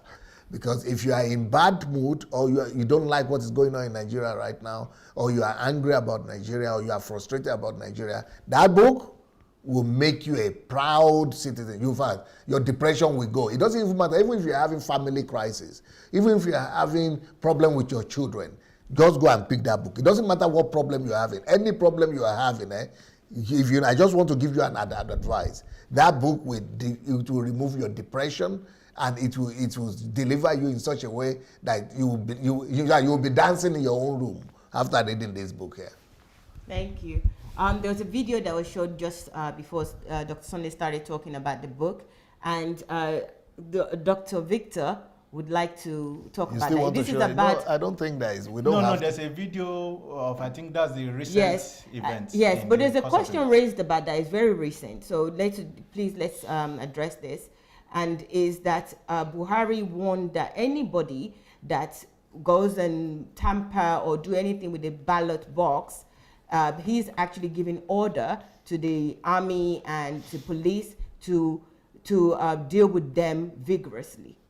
And that has been twisted, that is saying that the army can kill anybody that tries to steal the ballot paper. So what is said is that, if you think you are powerful and you have influence to organize talks, to go and snatch ballot boxes, you do it at your own risk, at the risk of your own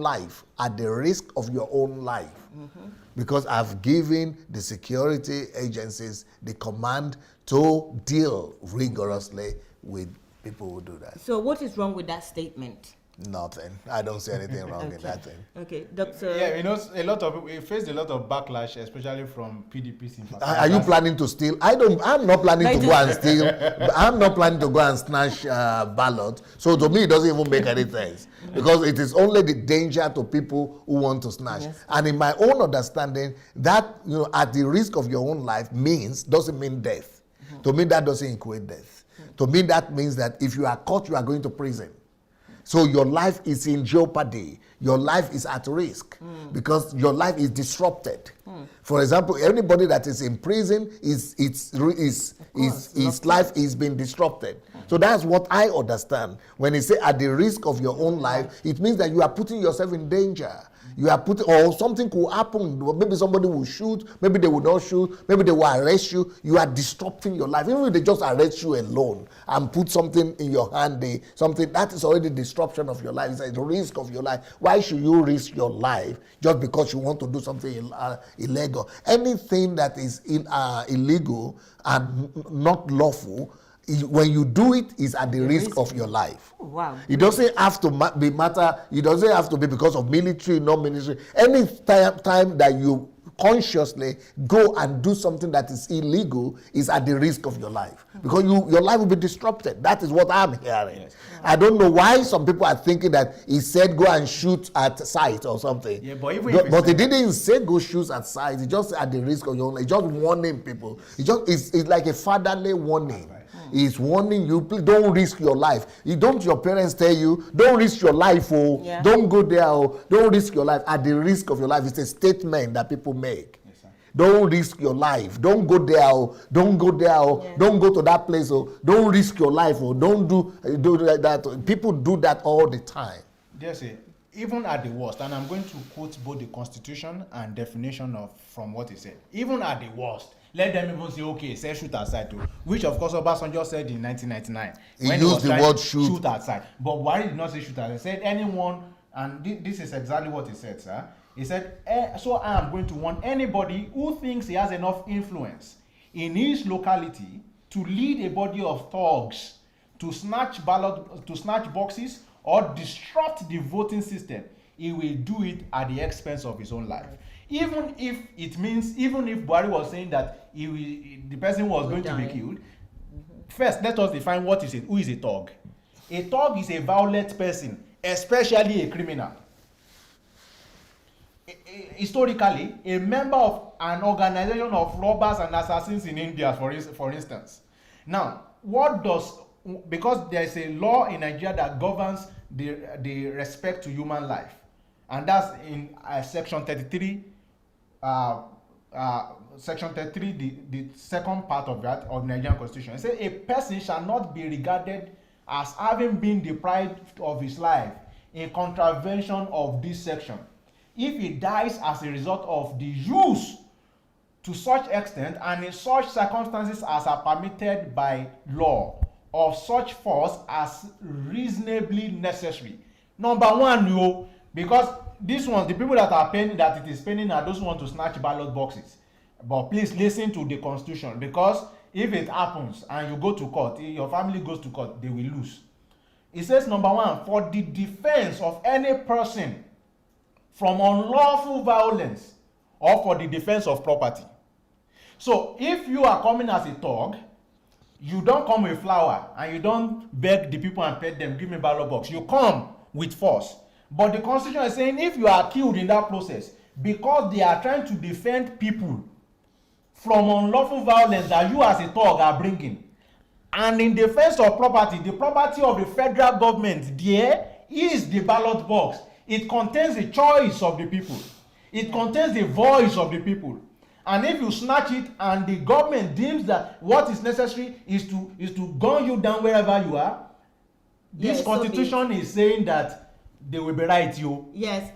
There's somebody here, and the person says the person is disappointed with us that this is what was actually said, that whoever that was caught snatching ballot boxes will be dealt with ruthlessly by the military and police. Yes, that is right. Anybody that is caught snatching the ballot boxes will be dealt with ruthlessly by the police and the army. So what is wrong with that statement? Is a warning. Only people that love you warns you that if this happens, you'll be dealt with. No, we can listen to the video and listen to what the video is here. What thought video president. So the question is, are you planning to go and snatch ballot box? Yeah. If you are not planning, how does it concern you? There's a law that goes for armed robbery, and nobody kills armed robbers. They send them to prison. But if in the place of armed robbery and you are trying to escape and they shoot you and you die there, that's it. Even kidnappers, only few states have death penalty for them. But if they shoot you in the process of you kidnapping, that's it. So if you are snatching ballot And that box, is in every country. in every country, if you are snatching ballot box and you are waiting for electoral law to cover you just for 2 years, okay, stay there. And one of the things that some of these people are saying is that, but people who are snatching ballot box, it doesn't really matter because the votes are not going to count. But that's exactly what they want to achieve, to invalidate the stronghold of their opposition, so that those votes will not count, while in their own stronghold they can win. That's exactly the tactics. That's how to steal the voice of Nigerian people. So if this president is saying, I'm going to protect the voice of the majority from the violence of this unscrupulous minority who do not represent the values of the Nigerian No, criminals, not minority, criminals. These criminals who do not represent the values of Nigerian society, we should be glad. Why is it that it's only somebody one party that defending is responding? He said it to all parties now. Why is there only one party is responding? Let's listen to how he said it so that we will not argue about. Let's see the video. Let's see the video so that we'll see what they said, what they didn't say. Let's hear. Okay. From 038. Grom share. Zvuk. 038. No reset was him. His book. Okay.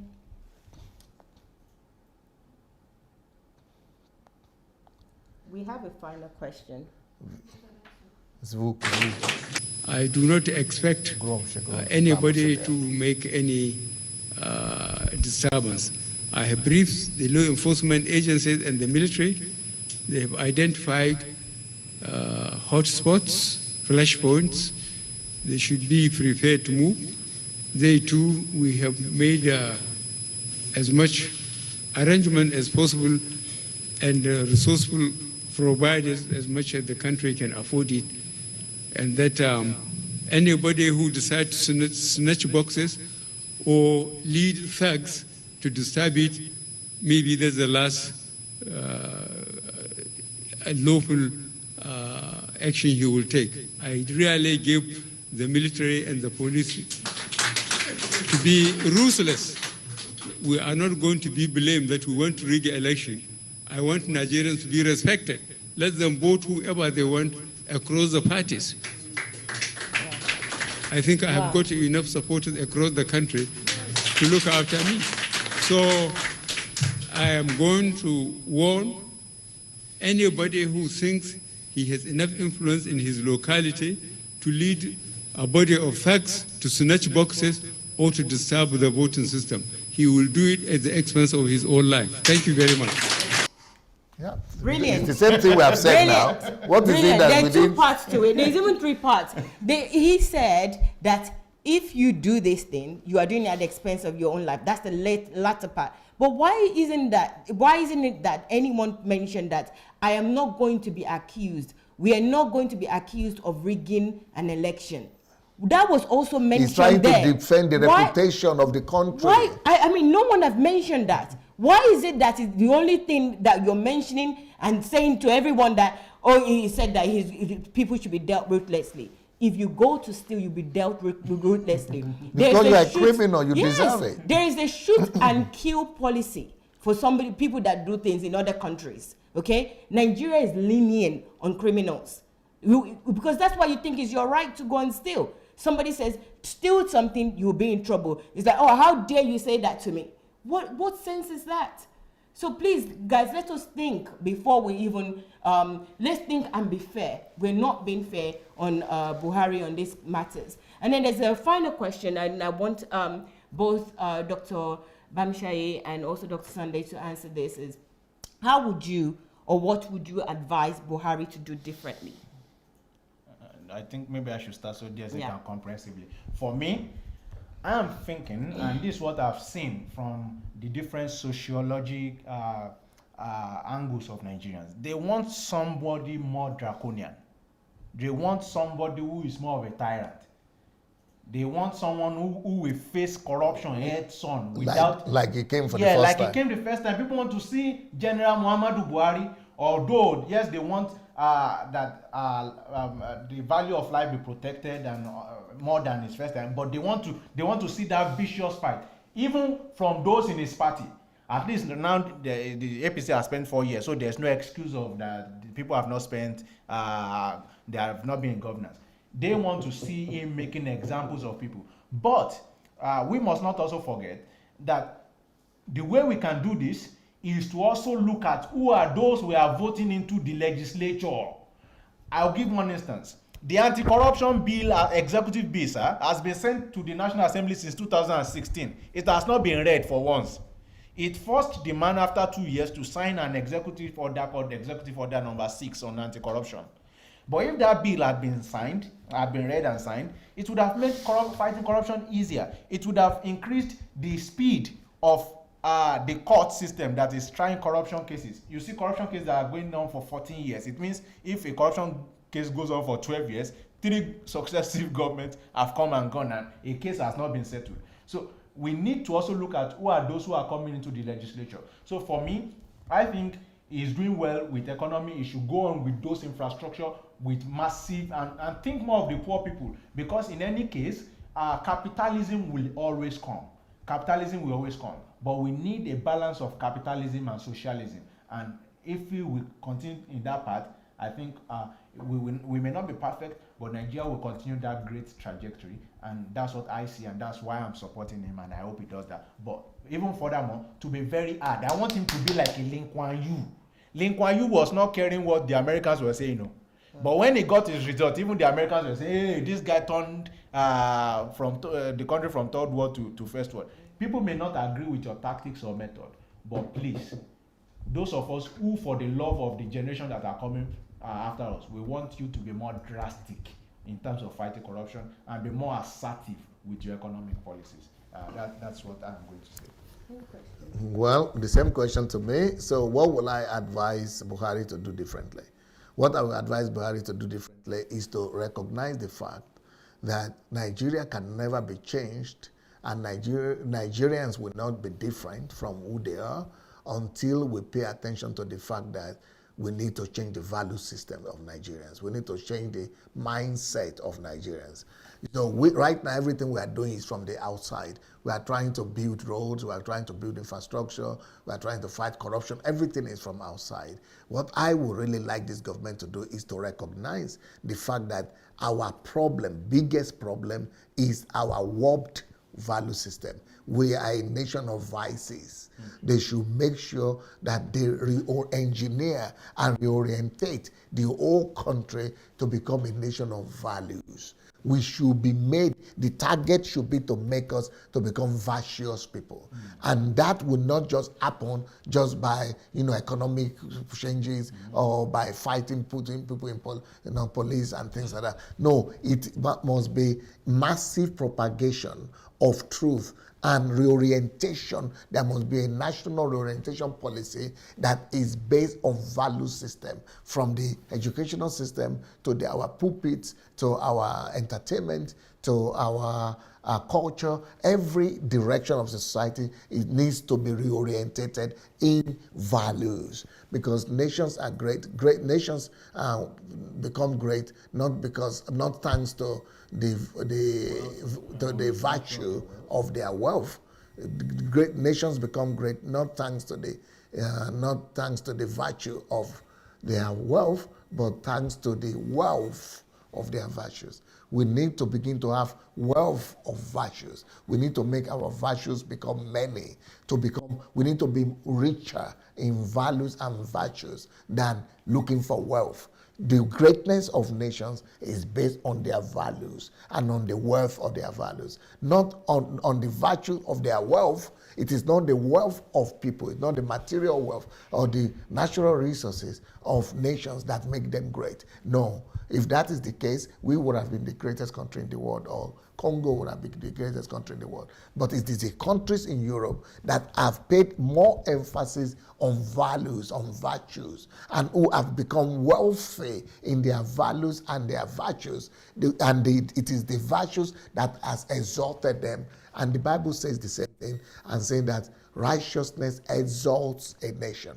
So you will see that the nations that are developed today, the nations of Europe, America, at the foundation, it is righteousness. The people have been made to become people of virtues. Virtues, values has become the currency, has become the gold of the societies. And it is when people have imbibed values and virtues, then they are able to create great economy and great wealthy nations. That is what I would advise the Buhari government to change in their approach to the way they are running Nigeria right At least to lay the foundation. Yeah.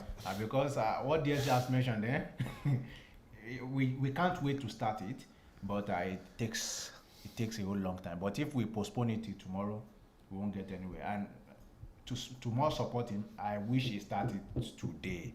And there's an agency in Nigeria called National Orientation Agency, like they're even sleeping. That's like they don't even know their work. It's just a political appointment they are giving. People who cannot become governors and senators. And it's unfortunate. Because I don't know if, I think it was you mentioned, in your book, Nigerian Leadership Question, you said Nigeria, the sleeping giant. And we are sleeping because the citizens are sleeping. And the Nigerian, the giant with a thinking problem. The ordinary ability to be able to analyze things on the basis of cause and effect, many people cannot do it. And there was a time they were saying that... And even the ones who say they are educated. Yeah. And there was a time they were saying that Nigerians are not consuming enough iodine. I don't know if that has any effect to do it. So these are the two books I want to recommend for you. Nigeria and the Leadership Question. Go get it on Amazon. And then How to Make Nigeria the Greatest Country in the World. Thank you very much. I just want to mention to everybody that the content that Dr. Sunday and everyone is talking about in terms of values is you and I. So it's not the content of the chairs or the oil or the resources that are in Nigeria. You are that content. You, everybody here, whatever your political allegiance is to, you are that content. If you want Nigeria to change, you have to change. You have to increase yourself. You have to develop your value. You have to develop your virtues, more importantly. Find out what that is. It's not a word that we use a lot. Virtues is not common in Nigeria. It's not something that we are familiar with. Let us start working on that. All of us, the youth, the young generations that wants to be the next leader, start working on your virtues. We don't have that at the moment. Look at the things that we're talking about, potatoes. 30 years ago, you did this and that. What did you do? Or they want to steal ballot board, but it's all because of lack of virtues. Yeah, lack of virtues. People complaining that somebody said it's going to punish somebody that steal ballot box by, whatever the means, ruthlessly. And you're complaining about that. That's lack of, even the complaint itself is a proof of lack of virtues. Are you a ballot box thief? Yes. And this is a serious matter. We have to look within. Every problem that we have, all the problems that we have, is because we're not looking within. We are our own problem. Doing this for this week, I've just realized that we are the problem of Nigeria. You and I, we need to fix that mind. We need to fix our mindset. Thank you. That's it for me. I have one more thing to say, and this is a caveat emptor to many people, and I've seen their comments quite a number of times. I said it last week, and I'm going to say it on a closing note today again. If you think, and you have every reason to believe, that what I have done here, what I've said here, what Mayowa has said, and what DSA has said, is only because we have been paid. Well, I'm not going to argue with you. Of what use is to argue with someone who has suspended the use of reasoning? It's like preaching to a dead man. I'm not going to argue with you, but yes, one thing I'm going to say, that the only measure by which you are judging me, or DSA or Mayowa, is the measure of your own values. Because if it was possible for you to believe in something without ever being paid, to believe in a cause, to stand up for something without ever being paid, then maybe you will consider that it is possible that we are not being paid. We were not paid. We just believe in Nigeria, and we believe that as of now, on a realistic note, without daydreaming or without fantasizing, this is the best cause for Nigeria, and that's exactly why we are doing what we're doing. But if you cannot see it that way, it tells me so much, not about us, but about you. That for you to ever believe in something, you must be paid. But that's your problem. You have to go deal with it somehow. I think we have a caller. Can we do call? I'm sure we have a lot of callers. I don't think we have time for calls now, because if we begin you have to come back.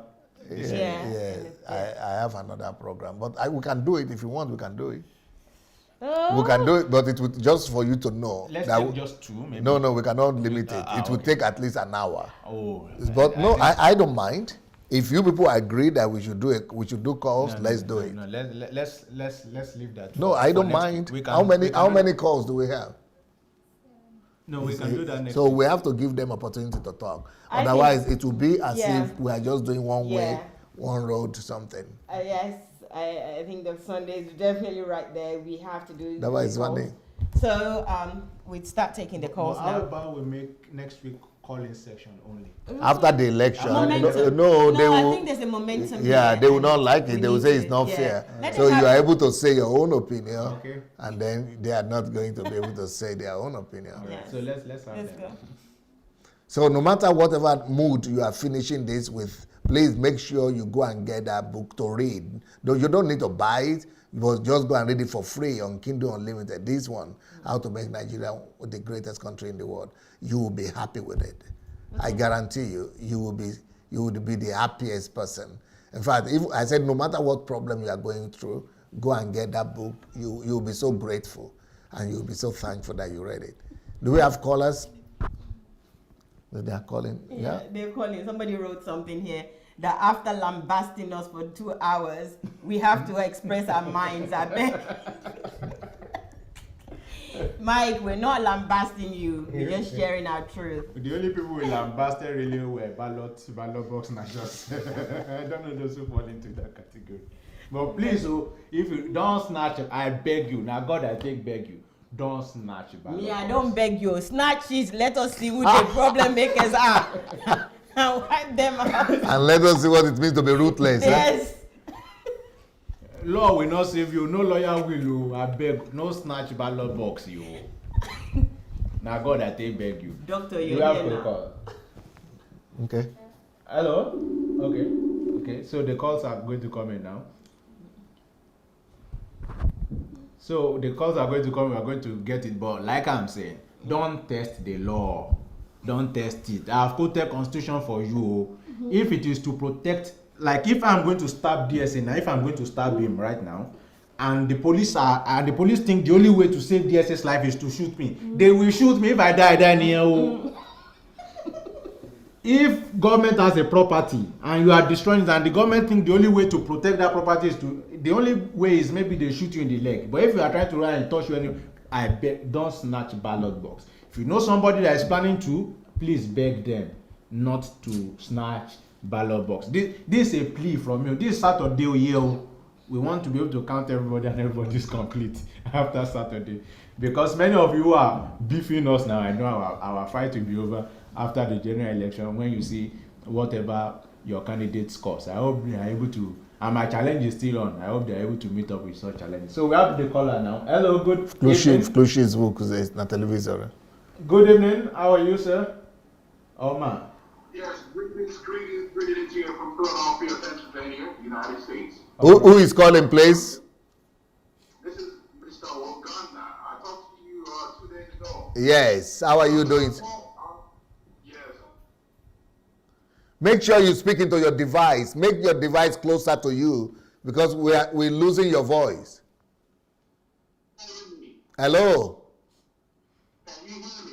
A bit better, but can you speak directly into the device?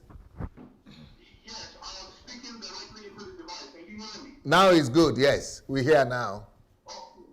All right. So on this question that you have, should Buhari be reelected? I agree with your platform on values and virtues. You know, this is something that everybody across all ethnicity in Nigeria agrees with you. The problem with Nigeria is not corruption, but the system of values. So we agree on this. Now the question is Buhari as a man fighting stealing or corruption? This is like a question to you. Okay. Because in my opinion,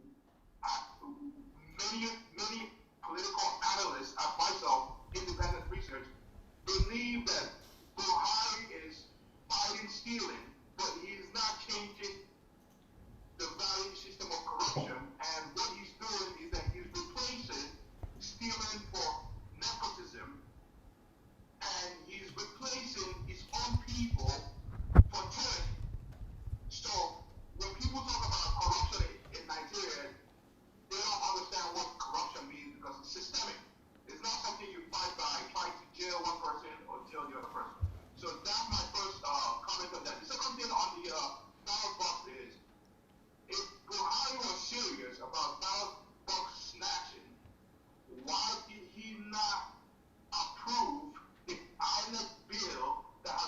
sitting on his desk for over a year and a half.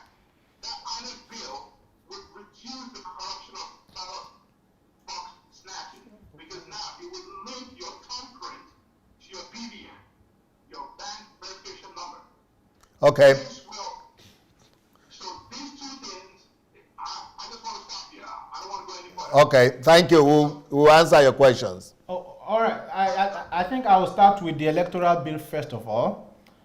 With the electoral bill, do you know that the president rejected the electoral bill like 3 times? But people don't know why he did that. People are not really concerned about why he did that. But he did that to protect you and I. In one of the versions, they removed card reader. And up till now, Saraki is still insisting that there should be no card reading. In fact, the PDP, as of this week, took INEC to court that they must not use card reader. So that we will not know who, so that corruption, vote rigging will be continue. Yes. So that way they can use what is known as incidence form. With incidence form, you simply say that the card reader was not working or there was no way to no card reader. Yeah. So they just fill in the vote. But card reader reduced monumentally the number of electoral fraud drastically in Nigeria. So that answers the reason why Buhari didn't sign it. Eventually, when they brought it, it was late, and it was just about less than 3 months. No, it was the general election. No, it was actually 2 weeks. The time the debate was going on, that was this 26th or so of January. Yeah. That was when they said they just returned it to him. Yeah. So and the vote already was going on. Yeah. So there is So there was no way you could sign that. So then the next question. Then the next question on corruption. Yes, of course, we believe, and that's what DSA has been clamoring for ever since, that there has to be a change in value system. But like I said, we want that done. We agree with you on that. But is fighting corruption a first step? Yes, it is. But it's not the holistic step. And so we have to give him the credit that he has even started that in a very hostile environment to corruption. In Nigeria, before Buhari came, and probably even till now, corruption is not an institution. The institution is corruption. So the only way people knew to do things was corruption. I'll give you an example, DSA. This TSA, do you know why they did not implement it for a long time ago? Because that was the way civil servants and even government officials were able to steal money undetected. But now when TSA is there, every money is mopped up. Efficiency with money has been increased in the system. So it means if my father was working within the government system, the money he used to be able to steal before from the system and nobody would have known, he can't do that. So it means that he does not have the kind of money he used to have 4 years ago. Not because the salary reduced, but because the free money he used to get reduced. Well, let me answer the question that Buhari is not fighting corruption, because corruption is systemic and its structure is systemic, but Buhari is just trying to fight stealing. Yeah. Well, that's not so true. Buhari implemented BVN, and BVN drastically reduced the level of corruption in Nigeria. I don't even need to argue about that. That is systemic right there. Number 2, TSA. Buhari implemented the TSA, and that has reduced corruption, in fact, to a large extent in Nigeria. That is also systemic. That's a system. Buhari also implemented the whistleblowers policy. That is also system. That is not, I'm not talking about stealing now. So to say he's not fighting corruption as a system is examining exactly that. Now, what you said is fighting is stealing, but not corruption. Let's come to stealing. When during the time, you can find it on YouTube. Go to YouTube and say, stealing is not corruption. That is exactly what Jonathan said. That stealing is not corruption. He said it somewhere in the East. So, but we don't want such a president that will say stealing is not corruption. Thank God now, at least we have a president that is fighting stealing also. So that's what I can say about that one. We don't want a president to come back that will be stealing. Stealing is not corruption. It's okay. In all of Jam's... No, we have other questions. Maybe we can be talking. Yeah, in all of Jam's time, in all of Jam's time, they remitted nothing more than 250 million. Nothing more than. Yeah, because during PDP time, it was snake swallowing. Snake swallowing all the money. In 1 year, Jam generated 5 billion. The next year, they generated 8 billion. Should we talk about customs, the revenue these people are bringing in? Should we talk about how Port Authority. How the Port Authority suspended Intel that is owned by Atiku? Why? Because they have a 70-30 agreement with the government, and they are still not remitting the 30%. Okay, we have another caller. Hello, caller. Good evening from Ukraine. Hello. Yeah, who is calling? Who is on the line? My name is Mike. We can't hear you. Can you speak into the microphone, right directly into the microphone so that we could hear you, please? My name is Michael. Yes, just speak louder, please. I am speaking directly into the microphone. Now it's much better. Okay, great. I've just been listening to what you guys have been saying. I really do commend your efforts and DSA. I have been following your programs. I think it's quite good to have someone that stands for what he believes. There are quite a few people in Nigeria, that actually have what they stand for. So that's really good. I do understand you're supporting Buhari. Obviously, you have got your data. I do respect people that work with data. We live in a world of data, information, and all that. There's too much propaganda around, and those propagandas are made for people that don't actually think. We need to start developing people that actually do research, think, before they make their own decisions. Your research for sort of gives a very good base, for the decisions that you've taken. I don't live in Nigeria. I live in the United Kingdom. It's quite sad that I grew up in Nigeria, moved over to the United Kingdom at the point where I was frustrated in Nigeria. I never thought I was going to live overseas. I'm one of those guys that had this belief that I have the power to make things good for Nigerians. I left Nigeria because no matter what you try to do, the system frustrates you. There are quite a lot of young people, that are not adults, that live in different parts of the world. Some of these guys are the guys that would have helped to change Nigeria, but the country has forced them out. Well, I don't want to say the country, the system. It is hard to say Nigeria doesn't have a system. Nigeria has a system. The system they have is a system that has also made corruption acceptable.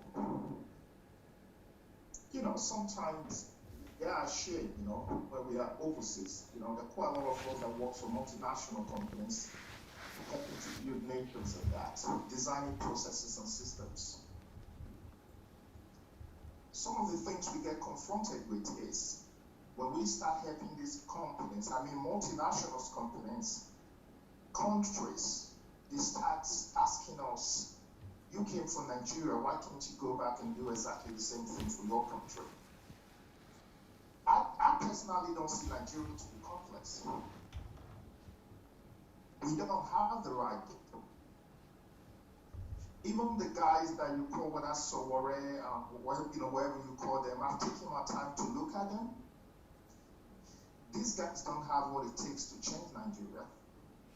Nigeria is not about talking. Nigeria is about sitting down, design, map, and execute. The people don't know what they want. They need leaders to tell them what they want. Those leaders, we don't have them right now. It's quite unfortunate, the only person that we've got is Buhari. Buhari hasn't got the, intellectual capability. He hasn't got the, digital kind of capability. The only thing is God is integrity. Integrity supersedes everything. The world works based on trust. When trust is out, whatever you're saying is bullshit. I cannot trust a man that hasn't got integrity to look after me. The reason is because life is all about integrity. I will trust an illiterate, okay, that don't know how to read and write, that has integrity. That is the kind of person that can deliver. I am a little bit troubled by the nepotism that exists within Buhari's government. I understand that. That is what you would expect for someone of the level of Buhari. It's not his fault. He's not had the opportunity to have a squad. If he had, he would do better. But his integrity is still there. I still haven't seen anyone that can really point to something to say Buhari, since he came into government, has specifically done as a way of amassing wealth for himself. No one can point that out. There's no evidence. Come on. So anybody can be sick. When people are ill, we support them. Your illness does not take away your integrity. If you have certain level of dementia, it doesn't make you incapacitated. If man has integrity and gets around him people that are intelligent, he could really make impact. Nigeria wants miracles. They don't want to work. All they want is they just want a situation where they wake up the next day and everything is all done. Nigerians do not have what it takes to enjoy life. You cannot enjoy life when you haven't got the credentials. Okay? So this is the challenge we're having. A people that have been taught by their churches that to successful is for you to attend 7-day service. The 7 days of the week you are in church. A country that every week, there is a team for it. There is a team for a new year. There is a team for, at the end of the month. This is delusion. We need leaders that can bring in values. A country is not different from its people. In order for you to have a great country, you need to have great people. In order for your country to be trusted, the people have to be trusted first. You cannot have a country without corruption and the people are corrupt. Is there no one that can tell people that we're making a fool of ourselves? We're making a fool of ourselves. DSA, yes, sir. Change your mind. And I respect you for this. I have been, it's sad to say this, but I was a member of a very popular church. I had strategic position in that church. I left. The reason I left is because over time, I tried to marry the words that the general overseer is saying, a local pastor is saying, this seems to conflict.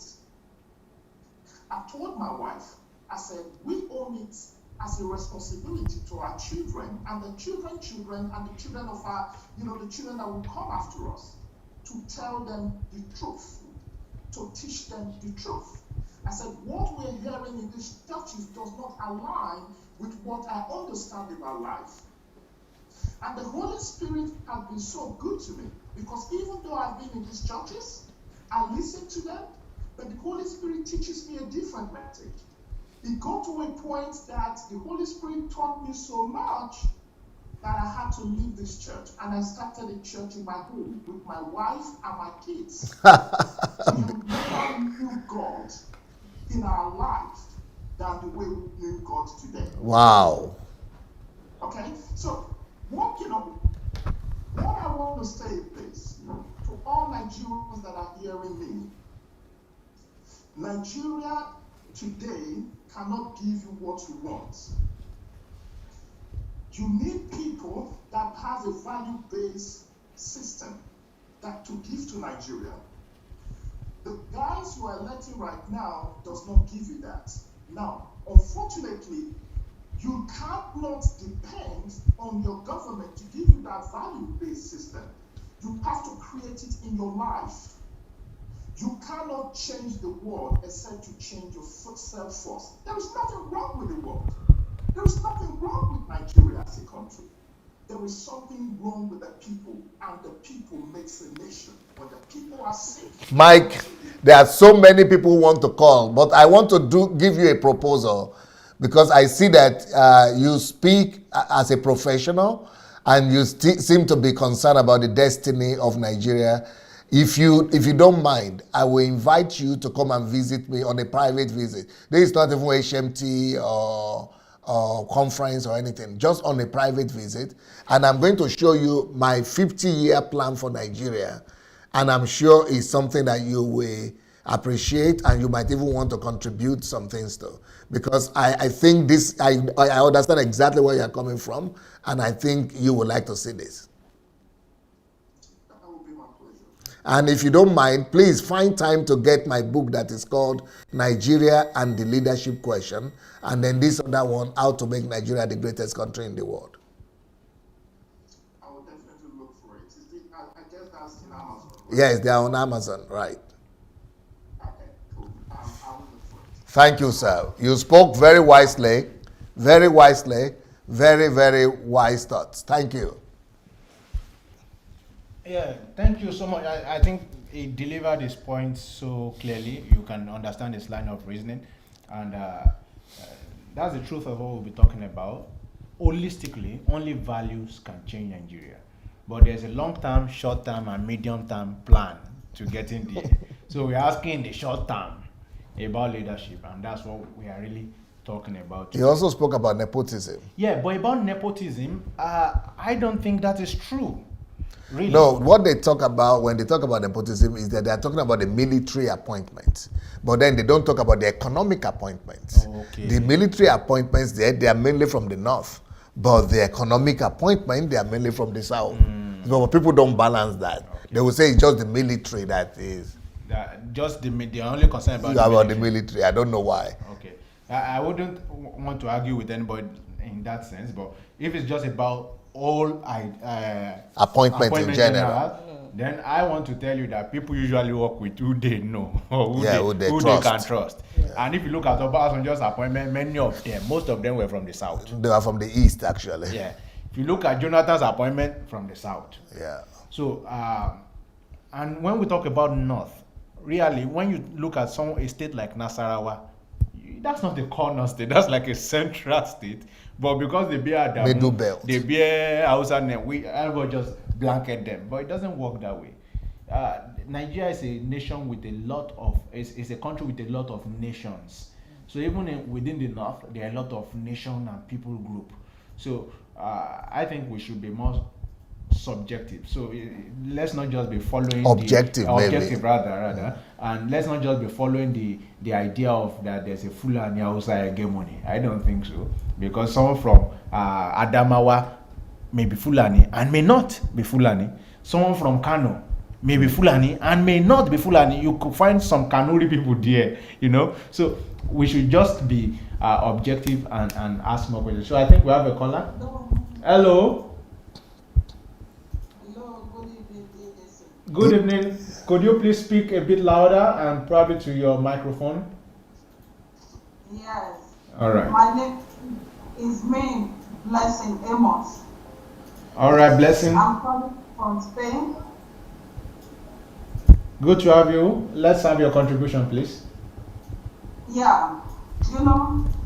DSA, I thank you. I thank you, brother Victor, for your contribution. I've been listening to you since, and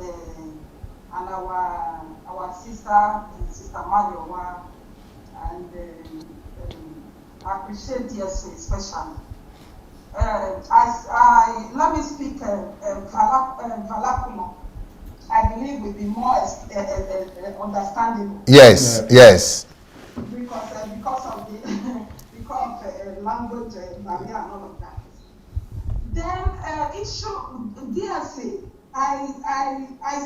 Since I understand that you are a man of your word, and we have been, as like me, I'll be praying and say, God, when the first time I have an encounter with your message, I said, God, this man, why didn't you bring this man to come and transform Nigeria the way you are? And we're talking to. I said, God, why did you allow this man to come and transform Nigeria the way you are using to transform? You say you go speak vernacular. You know they speak broken now. Now we broken. Now English you still they Okay, speak. maybe I will be mixed up. Now English you still they speak now.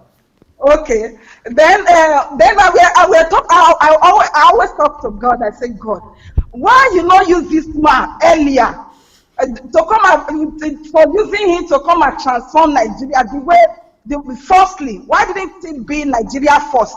I said, God, I know God cannot make mistakes. I said, God, but I will just say, Nigeria is it that Nigeria was unlucky? I said, God, well, it's not too late. You can use him to transform Nigeria the way you are using to transform Ukraine. That was always my prayer. Then you started bringing the principles. I started reading your books, and I now continue to notice that all the principles that you are a man of your word, and you are a man that respects principle and that work with principle, and they have been yielding you results. And you always let us to know on your books that whenever we apply the principle you have applied and yield you results, it will also yield us results. Then I now notice that all those principles, they are too difficult for we Nigerians to digest. And that one, I continue to be contemplating on those principles. I say, God, if we have been praying, God, use DSA to transform Nigeria. Use DSA to transform Nigeria. But you see, pastors, even pastors, all of them, their principle is difficult for from pastor to come for ordinary people to down. It's difficult for them. That is why they are seeing it in another word, another viewpoint. Because those principles that God have used, you have used to transform Ukraine, for Nigeria. It seems to be a hard bone for them. Okay. So they are even thinking of how to crack that bone. Then you now come up with the issue of Buhari again. Okay. And, this issue of Buhari, you now put on the additional to what have been the principle that yield you results, that transform a nation, that God have been working for you.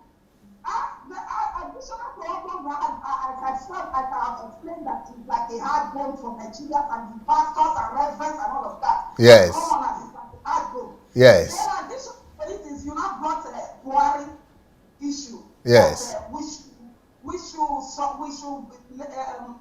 see him and see positive.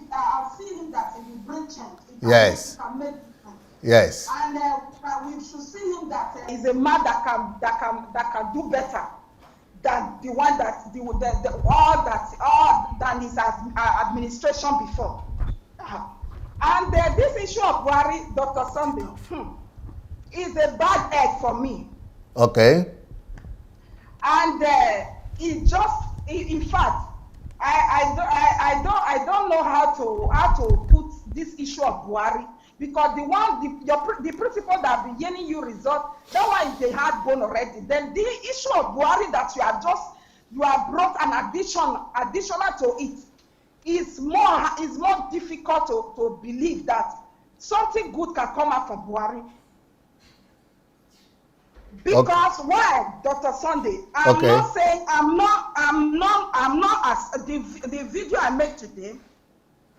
I'm not supporting anyone to steal a ballot box. Yes. I'm not supporting that his opinion the word that he uttered over that word that there should be ruthless. There should be ruthless order. There should be ruthless order to anyone that will steal a ballot box. Yes. But that is what his statement.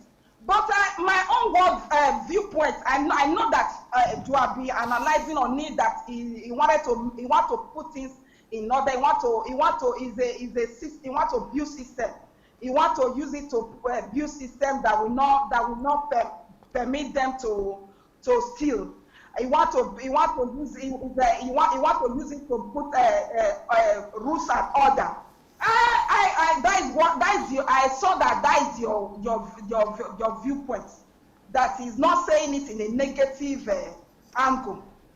That is what that is what I understand. Yes, you are right. You are right. Then, but for me, my viewpoint, Dr. Sunday, is not like that. It's not like that. Okay. If he will use it to set rules and order in Nigeria for a neighbor, then not for a neighbor we not to encourage, for a neighbor not to encourage stealing, or for a neighbor not to encourage misorderly, for a neighbor not to encourage disorderly, for a neighbor not to encourage fraud, for a neighbor not to encourage killing. Why wouldn't he also apply a utterance like that when the herdsmen were killing? He never make a statement like that. And I traced all his statements during when the herdsmen is village people, where his country people, because I don't know where that so. Why didn't he utter a word that we also put a Fulani, that we put justice to his? Okay, let me ask you a question. If you don't want Buhari to win, is it Atiku you want to win? Dr. Sunday, no, I'm not. No, not. I know Atiku. That one is another bad egg. But it's only two options that we have. Dr. Sunday, we don't have two options. We have a new candidate. Yeah, but those candidates, they are not going to, they are too far down. They don't have rating. They don't have rating. Even Showore himself knows he will not win. Mogalu himself knows he will not win. But you said that Showore, but I know that I'm not trying to change your mind, dear thing. I'm not just trying to. I want just to express. I want to say my opinion. I want to say my opinion. Please, because I know that you have already that issue of Buhari. You have not put him on a big seat, on a throne, you know. So I cannot change you. I'm not trying to change your mind. I'm not trying to. I just want to say my own view that Buhari is a bad egg. Okay, thank you so much. So, any other thing you want to say? Because there are many callers now who are waiting. Let other people, let other people can call. And Dr. Sunday, I really appreciate you. I appreciate all your opinion and your advice and your teaching. I really about issue of Buhari. Don't stain yourself with issue of Buhari, please. I'm pleading with you. Thank you, man. Thank you so much. Bye-bye, sir. Thank you, Amos. Thank you so much. Okay. Let's wait for Mayowa to say something. You think you have to put on your microphone? Yeah. Yes, I think the main problem of the caller was about the Buhari not using the same tactics. No, just the candidacy of Buhari. Okay, well, the point that I have from what I got from her is that she said that why can't Buhari use the same tactics for the headsmen? But I can show her a video where Buhari said anybody that will go to a people's farm and killing people, if you find militants among them, kill them. Yeah. No, he didn't say kill them, but he said deal with them ruthlessly. The same kind of thing. Deal with them ruthlessly. But Yeah. I just want to, it's not the same thing. This is comparing potatoes and orange. It's not the same thing. A militant is carrying a gun. He has to be a professional or somebody that is more ruthless than them to kill. Somebody is carrying a box of the country's election paper or ballot paper. And you're saying that you should use the same tactics? You know, you can't compare these things. You know, we have to be sound in what we're saying. It's not possible. So just look at it in the layman's way. No, because what she means is that those herdsmen were killing human beings. Yes. So why didn't he say they should kill them too? But Yes, I can find places, video, where Buhari actually said to deal with people like that. People who are killing people. Yes, I understand what she's saying, but it's still not in the same. If somebody that's killing somebody and has a gun and another professional needs to kill, so that they aim right and they're not killed, because if Buhari says they should kill that person, there's a possibility that even the armies also, they would all die if they're not tactful. But a ballot paper holding ballot box is not the same thing. So it's a different. So our argument is that the ballot paper is not holding gun. But so it's holding the life and the information of that would steer the country. So it's the same. It's the same thing. You know, that ballot paper have the power to deal with the issues of the headsmen. It has the power to do all the things. It's not just headsmen and ballot paper. Ballot paper has other things that sprung from it. You know, the life of people, the policies of the country, who's going to handle those things. There's so much more to it. It's not just a box with paper. It's a box with decision. It's a box with life. It's a box with a lot of things. It's just as important. So, and we have to look at things like that. The destiny of the nation. Yeah, the destiny of the nation. That's what is there. And if somebody is going to go and snatch it, they're as good as the headsman, if not even worse. Because the headsman, no death is taken slightly lightly. They're using one weapon to shoot one person. This person is taking the whole destiny of everybody, decisions that people have made and said, I decided that forget you all. It's just as much as a killer as the headsman. So it's too much. It's too much disparity between those two things. I think we have a caller. Hello? Hello. Can you speak louder into the microphone, please? Yes, hello, can you hear me? Yeah, it's better now. Okay. I just have a bit of a little contribution to make anyway. May we know who is calling from where? I know everything we'll be talking about. Please, who is calling and from where are you calling, sir? Can you hear me? Please, who is calling and from where are you calling? Sorry, hello? Who is calling and from where are you calling? My name is Tokumbo, and I'm calling from Highland. All right. Please go ahead with your... Now, I'll say this. I don't know. I know you're a pastor, and I know you say a lot about religion. The problem with Nigeria as a nation stems from the advent of Pentecostal churches. I agree. Now, and that problem can only be solved when Nigerians choose or decide to tackle the issue of religion in Nigeria. In terms of, I'm talking about the churches. Now, Nigerians, we attend so much church programs. We spend so much time in conventions, crusades, and everything. We know so much about religion, but we don't know a jack about God. I agree.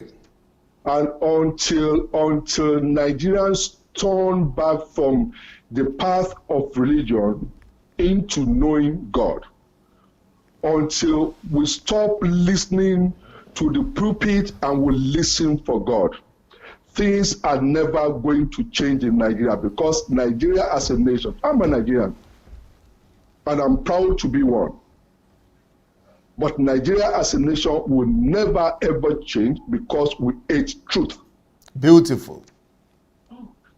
That is a nation that hates everything that has to do with truth.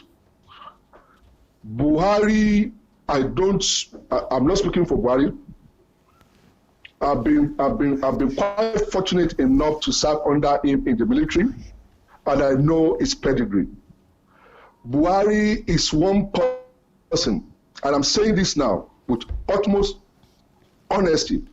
Buhari is one person, one man out of 200 million Nigerians that you can point out and say he has never stolen a dime from the government. And they don't want it.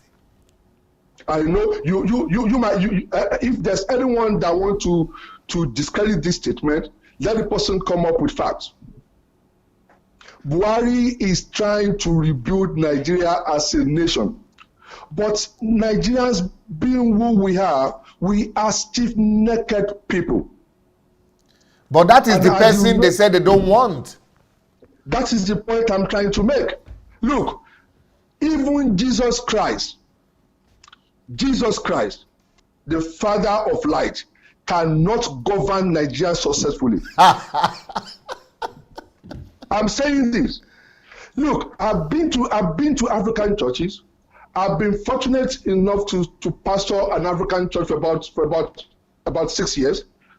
And I know all what I went through. So I know that even God Almighty that created heaven and earth is sitting down on his throne now and looking at Nigerians and saying, what has my people turned themselves into? Forget about the issue of religion and sentiment. God has nothing to do with Nigerians until Nigerians choose to turn back from the path of religion. Wow. Buhari is 70-something years old, about 76, a year older than my father. But the point is, Buhari, give or take, will spend maybe another 80 years. That is, if the grace comes. Buhari has gotten nothing to lose. Yeah. He was the first federal commissioner for petroleum. He built all the refineries that we have now in Nigeria. He never stole a dime. He didn't own a petrol station. Buhari worked with PTF, became an head of state. Now he's coming back as a president. If there's anyone at all, that feels that Buhari has not been doing well. I heard someone talking about X-Men. My name is Tokumbo, but despite that, I grew up in Nigeria, in the barracks. And I know how the Fulanis used to come into the barrack in those days, even before and after the Civil War, with their cow, with their cattle, without even attacking anybody. See, there are lots of things we don't understand. The politics in Nigeria is so dirty that there's no way you can ever phantom things people will do in the name of politics. When was the last time you heard about X-Men attack now in Nigeria? It's long. It's all politics. Look, people know what an average Nigerian would take, hook, line, and sinker. And they were throwing all that out in preparation for this 2019 election. Yeah. The last time I went on the train in Nigeria was 1983. Then I was doing A-levels, actually finishing A-levels in ABU, Zamaru, coming back to Lagos. And in the early 90s, the trains were moribund. No more functioning. Nobody said anything about the 16 years of PDP and about 800 companies that folded up and moved out of Nigeria. No one is saying anything about that. No one is saying anything about what Buhari is beginning to put back in place. Buhari could have, he could just sit down and say, look, I'm only coming in here to live the best of my life. Let Nigerians die if he care less. But this gentleman is trying to build a nation. And Nigerians, most Nigerians, and if you look at the people that actually complain, they are the people that will go to the camp on Fridays and scream and shout and say, God bless me. Yes. The people that complain most in Nigeria are the ones that will carry Bible 24/7, sleep and wake up with the Bible without opening it for one day. They are all about my pastor said, not what the Bible says. Well, Tokumbo, thank you so much, because we have many callers now trying to come in. So thank you so much. You made your point. Very good. And make sure that we make things work back in our nation so that we can go home with our children and our children's children. Thank you, God bless sir. you, sir. Thank you so much. Blessings. Yeah. You know, we are just talking about what Amos says, that Buhari never said deal ruthlessly with the headsmen. We have a video here. Where is it? Yeah, where just the date. The date is 3rd of May 2016, and I know that I remember it and I can find it. You see, Buhari orders clamp down on herdsmen who attack farmers. Huh? He said they should be dealt with decisively. Yeah, clamps down. It means, shut them down. Do anything you need to do. Kill rigorously everything if they attack farmers. This is Buhari saying that. And they say, but the people with prejudice, really. Buhari asked troops to deal ruthlessly with bandits. Ruthlessly with those people who are the headsmen. So the same language he's using now, he used before. And I know he used to use that language a lot in the 80s, actually. But people don't hear that. They don't even notice it because they already have prejudice in their mind. Only what they say that doesn't fit or they don't like or doesn't fit them, or what do we say? Their narrative. That doesn't fit their narratives. That is what they say. They begin to attack. But when Buhari said this, they were not defending life. They were not saying, what about the life of the headsmen? What about the lives of the innocent ones among them? They were not defending innocent life then. It is the snatchers, the ones that are snatching boxes, that they won't defend. Yes, and also people don't talk about this a lot now. You're talking about a government. I think we have a caller. Okay. Hello. Hello, DSA. Yeah, please, can you speak into the microphone and louder, please? Hello, DSA. Good evening. Good evening, but you need to speak louder right into your device. I'm doing it. Hello, good evening. Are you hearing me now? Yes, it's good now. Yes. Okay, it's Peter calling from Belgium. Peter, yes, nice to hear you today. Yeah, good evening to Dr. Victor. Good evening. And Mayowa. Mr. Mayowa, yeah, it's a very important and interesting topic. Yes. I just want to commend Hello? Yesterday program about this topic. I said I just want to first of all commend Mayowa for handling this topic a couple of days ago. I was listening. I saw the pressure. Okay. I really want to thank her. I really want to commend her for that. A very good job. She's a strong lady. And for this topic today, it's a very interesting topic because if, for example, our so-called journalists in Nigeria, all those TV stations that we have in Nigeria, are really talking about issues, about histories, about personality of people that is coming to governance. I think many of our Nigerians will learn from there. They will know that this exactly what you are doing now. Our so-called journalists or so-called TV stations in Nigeria, they are not doing anything. I heard from a reliable source, they don't ask questions because they are giving them brand envelope. Brand envelope means they are giving them bribe, not to ask questions. Yeah. My brother, I know a friend that is inside, so just to leave their own matter. But our people need to wake up. Our Nigerian people, the way they think, they need to change. We don't need this generation we have today. There's a lot of information on internet. There is a lot of things to learn from. But the bad news is that they don't want to learn. They don't want to learn. Buhari, from my own understanding, for the look of things, from before he enters or till now, compared with the candidate that we have now, Atiku, Buhari is more better, far better, 100%. When we talk about integrity, Nigeria don't even value what is integrity. How worst.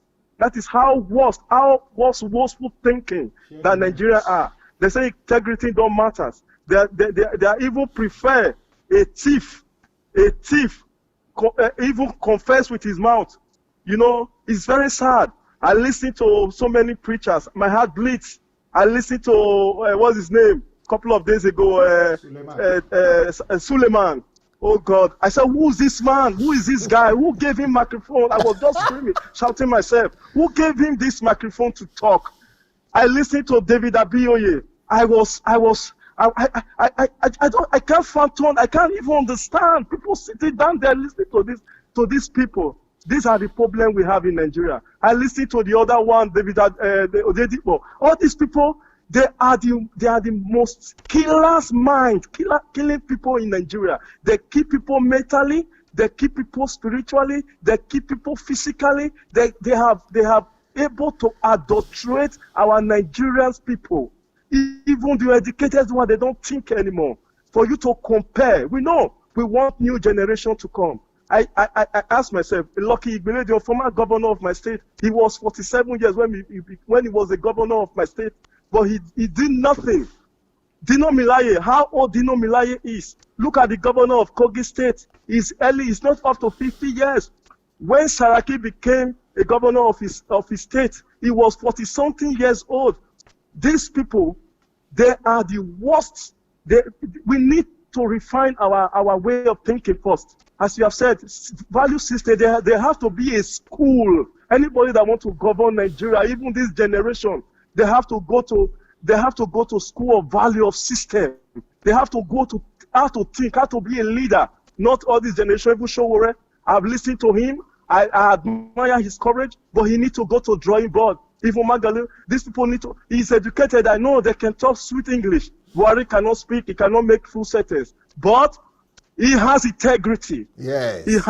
He has integrity. Yes. He's a man to trust in Nigeria, because the situation we find ourselves from 1999 to 2015 is the only person that got sent to us. But people don't understand because we are so shallow-minded. Then let me talk about the book, not the Boko Haram, the Fulani herdsmen. From ages, Fulani herdsmen and the farmer has been fighting, killing each other. The reason they label this because Buhari is a Fulani man. Yes. But that issue is not on table today because of our pastor. They are not raising that issue because Atiku, their preferred candidate, is a Fulani man as well.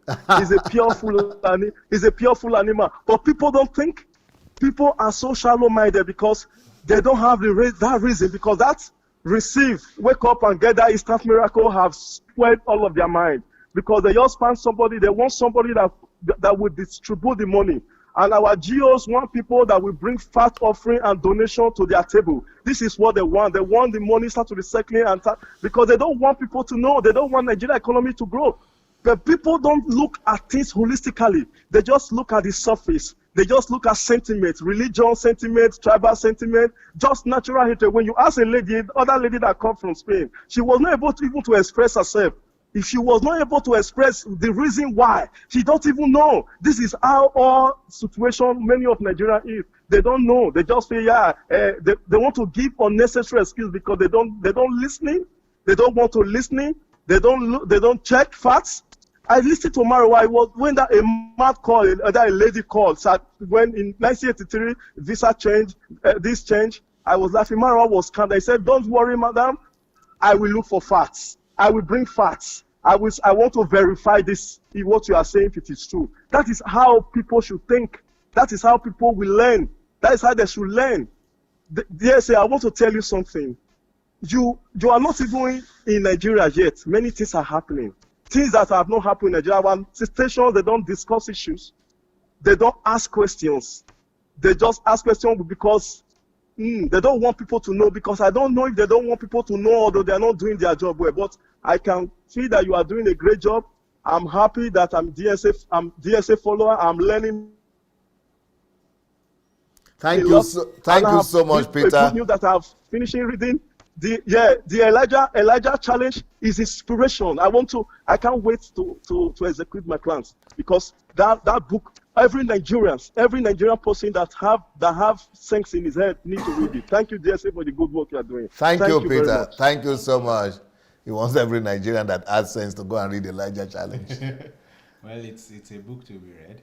It's a book to be read, and one of the questions you post, all of the questions you post are very valid. So we'll be waiting for the next caller.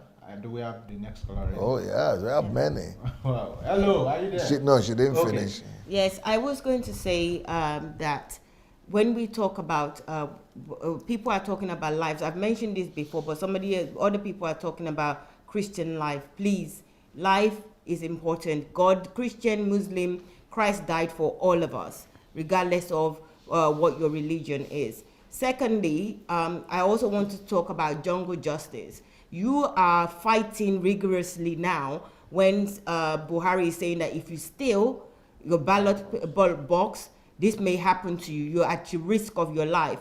But you watch, how many years has jungle justice in Nigeria been going on? All of you are sitting in your homes. People will steal Gary, they'll put tires on them and burn them. Start to think, okay? This value system, this virtue, we need to get it. We need to get it. Because we're only lying to ourselves. We're deceiving ourselves. We're deceiving our lives and our future. So think about that, please. I think we have a caller. All right.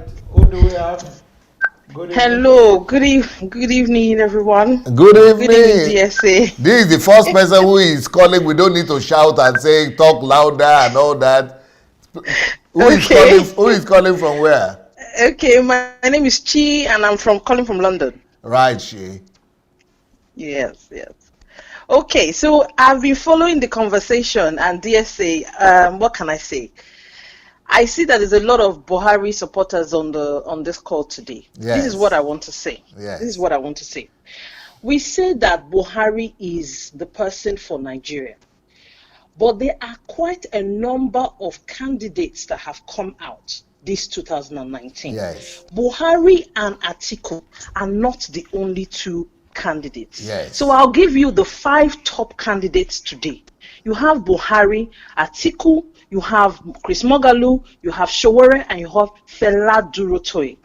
Yes. Now, a lot of people are not, I don't know if they don't know about Fela Durotoye, but people on this call, go and read up about him, go and research about him. Now, we say that Buhari is not corrupt and he's got integrity. 45 million of Nigerian money was used to buy his presidential form. Where did that money come from? I know where it come from. The rice farmers gave it to him.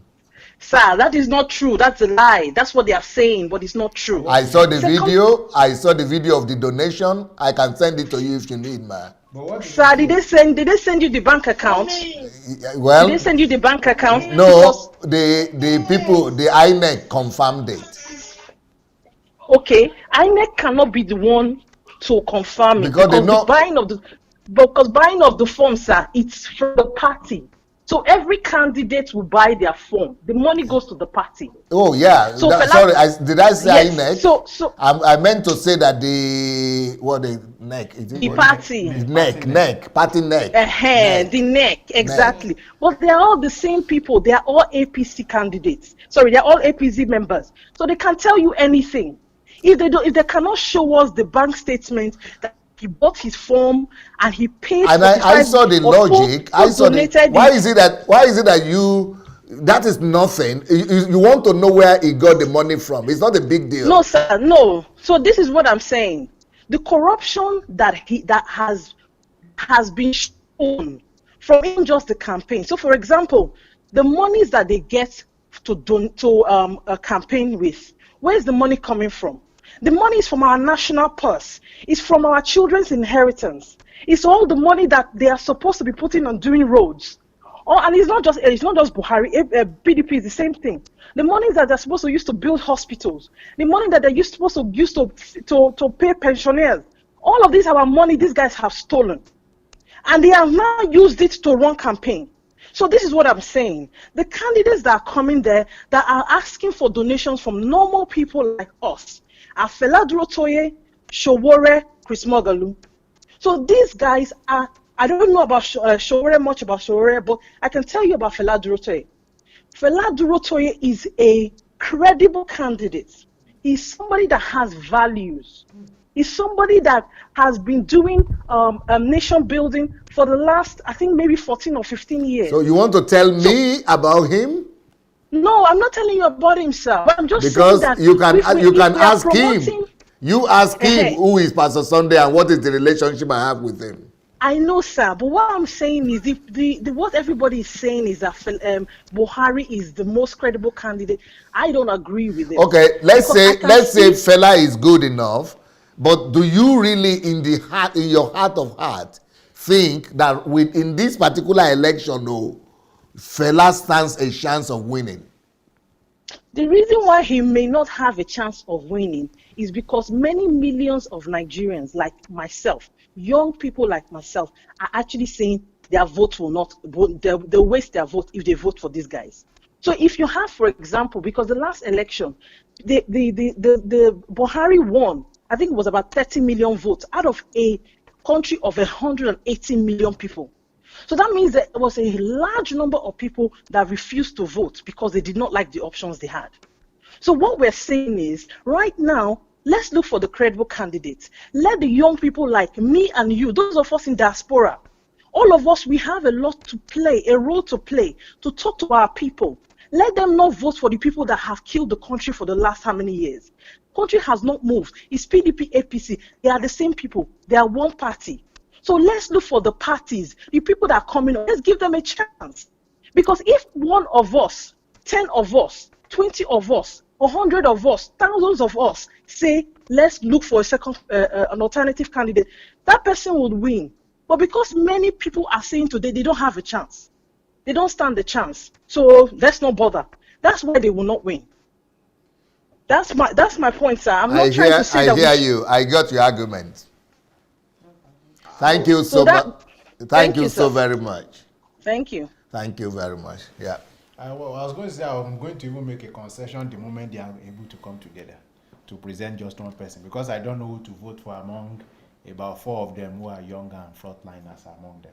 So when they are able to come together and choose one person, then I will begin to reconsider my stance. But until that is done, please let's take that option out of the table and leave any form of emotional blackmail into supporting unrealistic ambitions. Thank you, Dr. Victor. I just want to say that at this very junction, this is what we're discussing. Where we are now, the candidates that we have are Atiku and Buhari. You know, it's too late at this point, or it's not even possible rather than too late. It's not possible. We're looking at realistic. We are realists here, not people that are wishing or hoping for miracles. This is not a matter of miracle. It's a structure that is being placed. It's a structure that we've been working on. There is now 2 candidates that are remaining, and those 2 candidates, I repeat, Atiku and Buhari. Of these 2, who would you like? That is where we are. And if it's about people who have integrity that have been contesting a year election, 2003, Ganifa Wehimi contested. Ganifa Wehimi contested. Integrity. In 2007, there were even more people with integrity. Patu Tomi contested. Integrity on point. Brain on point. I think we have a but let's take the calls. No, I think it's not ready. Yeah. In 2011, even more intelligent people contested. 2015, there were more intelligent people. But this is about structure. Even APC had to form a mega party, a party of CPC that was very strong in the north, and ACN that was very strong in the west, and then a bit of ABGA in the east, and that came from the Okorosha part of ABGA, to form a mega party to say their. So if someone like Tinubu can forgo his ego, and these young people cannot even come together to form a consensus, despite the fact that they were APC was, I mean ANC or what, ACN was controlling already some states. Yes. Still they couldn't win. They an couldn't election. win anything. Even Buhari himself, he was also controlling some states. Probably eventually the owners. Yes, but still he couldn't win election. He had to concede. Someone like Tinubu believes in true federalism to the core, but he knows that before he can even be talking of true federalism, he has to have his hand on power. So he had to. There are concessions you would make, and that's called political malleability. So if these people cannot demonstrate political malleability, then how are you telling me they are going to handle the issues of states that will require national malleability? I think we have a caller. All right. So do we have? Good evening. Good evening, Pastor Sunday. Yes, sir. Who is calling from where? Excel Okosun, calling from Germany. Excel, yes, please, Excel. Good evening. It's a big sigh of relief to me. I'm really. I did hear you. Hello. A lot of critical thinking. I also spoke with Mayowa today, and we are just everybody that called, and including me, though Mayowa was giving her own insights, which was also critical thinking, and my own point of view.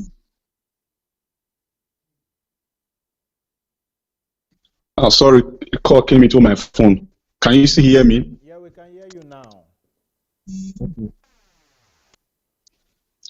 My own point of view is, I was looking at it from this perspective, but from the critical thinking and analysis you've given, is just is just a journalism work, what the journalists in Nigeria should have been doing. But apart from that, before we jump into conclusion, which I believe we should also go into critical thinking, like which you are making us to know now. Looking at Buhari from my own point of view, why I don't hate Buhari as a person, and to me, I believe Atiku is not an option. But from my own critical thinking, I've looked at Buhari and I've looked at all what is going on in Nigeria as far the herdsmen killing in Nigeria. And I said, I've looked at it from this view. I said, this man has never come out to show any sign of concern and say, oh, this thing have to stop. How he dealt with the Biafrans, and it stopped immediately. But if you look at this, the herdsmen, they were apprehended, but Buhari never did something crucial to it. So from there, I draw my own conclusion. Talking about jungle justice, I also look at Oshomole, who's been governor for full term in Edo State. He did nothing. The guy loot a lot of money, but he's the chairman of APC now, which he's not being persecuted. Buhari is not going after him, and also there are a lot of people like that who are also in APC. So that was. But looking at it from all what Buhari has achieved, apart from all that, or let me put that by the wayside. But looking at it, apart from everything that Buhari has achieved, really and truthfully, I know that the PDP has not achieved that for the past 16 years of their reign in Nigeria. So that is my own point of view. And secondly, let's look at the like of Showore. Can you hear me? Yes. Are you hearing me? Yes, very well. Okay, let me take a look at Showore. I know fully well that if peradventure, if it's even going to be possible, Showore have his way to be there or he wins the election, he is going to have a tough time there because he has nobody in the parliament. I think his parliament is in the Senate, even the House of Assembly. He has nobody there, so it's going to be tough for him. It's going to be worse for him. But knowing fully well that Showore is not going to win, if Showore will have his way, and if they say, okay, who are you going to vote for, Showore and Atiku or Buhari? I still prefer Showore. That is my point of view. I still prefer Showore. Not that he has done anything that the nation have seen and say, okay, this is what he has done, like just what Obama did as a community organizer before he became president. But the like of what Showore, I believe in. Let's call it absolute revolution. Absolute revolution, because I've seen that people in APC, they are the former PDP. Let me say 60% of PDP APC members, they are all former PDP who decamped from PDP to APC. And if we still look at it again, if peradventure PDP wins, those people in APC before, they will also in APC now, they will also decamp and go back to PDP again. So it's just like the same old political cabals recycling themselves. But you know, Excel, you are somebody who likes to use statistics and to use logic. You know, it's not true what you just said at 60%. If you have 20%, that is good, because it was two political parties that form APC, and those two political parties are mainly ACN, the Tinubu party. They were not in PDP mainly.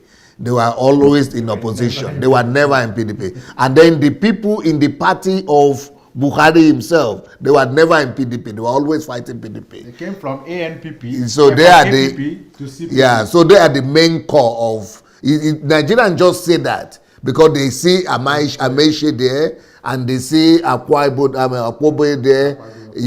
They just see a few people and they say it's the same people, but it's not. The ones that moved there to APC, they are the Saraki group, and most of them moved out already. Yeah. But from what I'm seeing from that party, PDP and APC, I know fully well. But I know that PDP is not going to win. From all my analysis, from all my point of view, from what I've seen, I know that PDP is not going to win. But the way they run their politics, which is not transparent in Nigeria, if PDP wins, you will discover that all these old political cabals that has been recycling themselves into power, they will all again go back to PDP. Yes. So this is just to say there is just like we don't have option in Nigeria. It's just like, and if we should look at it, there is options. It's just that we are saying no. These people, they have no records. But before you go, I have a question. Like maybe say people like to show worry. We are saying no, these people, they have not done anything before. Mogalo, they've not done anything before. But if we say let's look away out from their side, these old political cabals, they will keep on recycling themselves into power. And Nigeria will always be ups and down. It will rise today, it will fall tomorrow. That is how Nigeria has been. Nigeria has been rising and falling, rising and falling. It has never gone to the I have one question for you before you go on. Just one question, or maybe two if it moves into that. So today, let's say today, the scale, it falls out of APC and PDP members' eyes, and they say, oh, we are not going to support Buhari and Atiku again.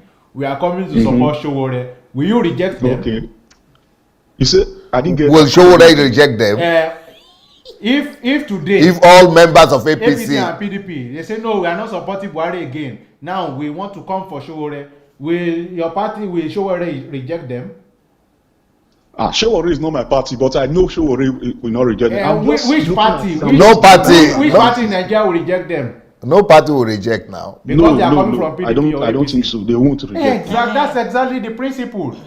Politics is a game of number. You try to get the number of people you want. But what happens is that if you know this person is a thief, even if he's going to join your party, you don't give him the party nomination. That's why Atiku's dollar could not win a primary election for him in 2015. Even though he was competing against a broke Buhari, you cannot deny people ability to move. But you can say, okay, we are not going to hand over the structure of the system to them. So what I'm basically trying to say is that even Sowore or Mogalo, they are, if anybody comes to them, even the biggest thief in Nigeria today, they will accept his support. Thank you so much, Excel. Okay. Thank you so much. Blessings. Thank you. Thank you very much. Dr. Victor, thank you very much. I love that you said that. It's very clear. Well done. Okay, we're waiting for more callers. Yeah, and I want to remind everybody that is watching us that you people have not read, none of you have read this book, How to Make Nigeria the Greatest Country in the World. No, I haven't read that. Because it is, I said any Nigeria in depression should go and look for that book. How to Make Nigeria the Greatest Country in the World. And Nigeria and the leadership question too. But especially How to Make Nigeria the Greatest Country in the World. The one I read was how to transform African countries into first world countries. Yes, how to make every African country become a first world country. Yeah, that's one I read. So You read that as yeah, well, I right? read that one. Okay. And what you raised there is exactly what INEC, that's what killed INEC. The question of time, the value of time. And the INEC people are not serious because the man kept on saying, we are ready, we are ready. Yeah. They were even saying, will you postpone? They said, no, we are ready. Till the last day, they were saying, we are ready. But again, sir, this thing, I haven't reviewed the events of this week. I think it's a blessing in disguise. So. Yeah. Because there was a lot of sabotage that had gone in. They transfer Katsina, this thing, to another state, Kano to another state. A lot of things were happening. Hopefully, it will not happen this time around, but at least it opened a whole lot of people who were already probably trusting the infallibility of the process to know that these people are serious, so they were going to do anything. If not, we will not have heard hijack ballot and at the expense of your life. Buhari would just have been keeping quiet, be doing gentleman politics. And the bandits that Akwa Ibom or something. Yeah. So, do I have a caller? All right. So I think we should make this one the last one. We should make this caller the last one. We've gone over an hour. Because beyond what we expected. So literally what we are trying to analyze is the complexity. I think we have a caller. Okay. Hello, sir. Hello, good evening. Good evening. Yes, how are you doing? I'm fine. My name is Kayode from America here. Okay. I just want to make a little contribution. Yes, sir. Buhari cannot fight corruption as if they are uprooting tree. It can't be done just at it go. Okay. Everybody cannot be taken one day. And maybe every other person can still be part of them. It has to be gradual. The principle is what we need, not killing everybody or arresting everybody at the same time. But the orientation is what we need. Yeah. Somebody who can encourage us that this is the right thing to do. Amishi said something when he was appointed minister. He said in the history of Nigeria, if you are meant to face the Senate for clearance, for screening, what you pay is 2 million naira per person. But during Buhari regime, that even if you want to pay, nobody wants to collect. That even if you have to pay, no one wants to collect. Wow. So those are what we need. That everybody is afraid of who is going to arrest him, anti-corruption, all of that. So nobody paid. Yeah. So those are what we need. We need the orientation first. We can't take everybody at the same time. I'm responding to the person that said Amishi and Oshomole is still is part of APC or Akpabio or so whatever. And if you are a father, you are given an assignment to kill everybody in your street. You won't start from your children. No. You will not start from your children. At the end of the day, you will be getting results. Maybe somebody else will come and kill your children. But you won't start kicking from you won't start the fight from your own house. No. Yeah. So Buhari cannot start from APC. Yeah. But we needed the orientation to sustain us till somebody else will come and probe the other people. Beautiful. That's what we need. So it can't be fought the one day. And let me remind the guy that even in private sector, even in PDP, there are still some corrupt people who they cannot hold now. Yes. As a matter of fact, I believe that in this next time, if he wins, I pray he wins, Obasanjo will have to answer some questions. Yes. But you cannot in 4 years and take everybody in the country and bury them for corruption. Yeah. It has to be a gradual process. Take it one after the other. 2 governors has been jailed. It has never happened in Nigeria before. Yeah. In the next 30 years, ministers will be jailed. Senators will be jailed. Justice will be jailed. Thank you so much. Yeah. You made your point. Very good. That's my Very good contribution. We just have one more call to go. So let's do one more call. Who are these Catholic priests? That was the video where Buhari told them. And the news report. Those are not. I thought they were Catholic priests. Yeah, they came to meet him, and he was giving them the report of what he has told the police to deal decisively. So he was telling. Yeah, because they came to meet him on the basis of the challenges that was going on in the country. We should hear this one. No, we've heard already now. All right. So basically, today we've been able to talk about a lot about the complexities of politics. This is herdsmen and farmers. We didn't hear this one. Yeah. So this is where he was saying they should deal decisively, also ruthlessly with the herdsmen. No, the person who wants, he see his name there. Let him go and look for it himself. The news agency reported that, and many more reported on that. I think we have a caller. Hello. Hello. Yes. Who is calling? Please, from where? This is Pastor Charlo from New York. Yes, sir, Pastor Charlo. Yes. How are you, Pastor? We are trying. I'm trying my best here, my brother. Wonderful. Your best is well taken. Thank you, sir. Yeah, I just want to contribute to what you guys are discussing. Yes. Oh my God. We are hearing you. Yes. You see, the election, as it were, from my end here, I feel that it's a done deal for either Atiku or Buhari. Okay. The reason being that Shawore, we were all thinking that it was going to be Shawore by way of planning, but unfortunately, Shawore and the rest of them, they failed to plan. They failed to work hard towards creating not even awareness, but planning so as to get the structure. Thank you, my brother. You see, because you cannot just win election from nowhere. In a whim, you cannot just win election in a whim. No way, it can't work. And not to talk of a country like Nigeria. So what you are saying, Pastor Sunday, I must be frank, it is painful truth you are giving out to people. Our people, truth is bitter. We have to take it or leave it. I think from my point of view, we have to begin to think, what do we do 4 years from now? Beautiful.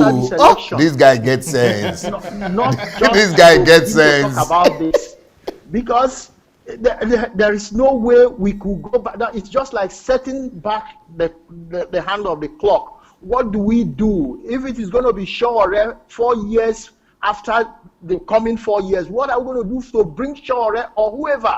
We begin to walk towards that. Yes. Anything short than that, my dear, we're not going nowhere. So it goes for us to say, oh, we want Shawore, we want Mogalu, we want Duro. They're all good guys. There's no doubt about that. But you have to win by planning. Go to the drawing board. God bless you. Structure there. God bless you. Plan it 4 years, 8 years from now. Then you make a change. But anything short than that, they're not going to make the change, because if we keep shouting for this, that is a done deal. Because like I said, it's a done deal. It's a runaway election. So it's going to be Buhari or Atiku.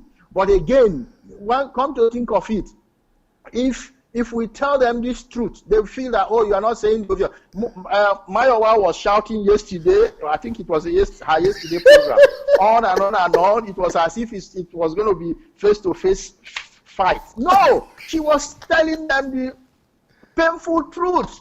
The fact is that Shawore is good. If he comes in now, how is he going to make it? How is he going to work with the members of the assembly? It's going to be difficult. How is going to work with the populace? It's going to be difficult. So election is not just because I can speak good English or because I know how to do it. It takes much to plan. I know Shawore is a very good guy back in the days in Unilag, long years ago. But he cannot work it up alone. He cannot do it alone. Yes. What he's doing, I can see something in what himself, Mogalu and the other guys, it can only work in military regime. If it were to be military, bring Shawore in. And he said, yes. everywhere, stop, this, stop. No, but you can't do it in a democratic process. There is a way to do it, and the way to do it is for us to begin to plan, all of us. You, Pastor Sunday, the Doc Sunday, you have a lot to give. You have much to inspire, much to inject into the system by way of your teaching. For every one of us to begin to understand that Nigeria, we want change in Nigeria. We cannot take change by way of not planning at all. That's what Brilliant, brilliant. Thank you. That's a good way to finish this whole thing. Thank God we let him call. So that's it. Okay. Thank you, thank you, sir. Thank you, dear. Bye-bye.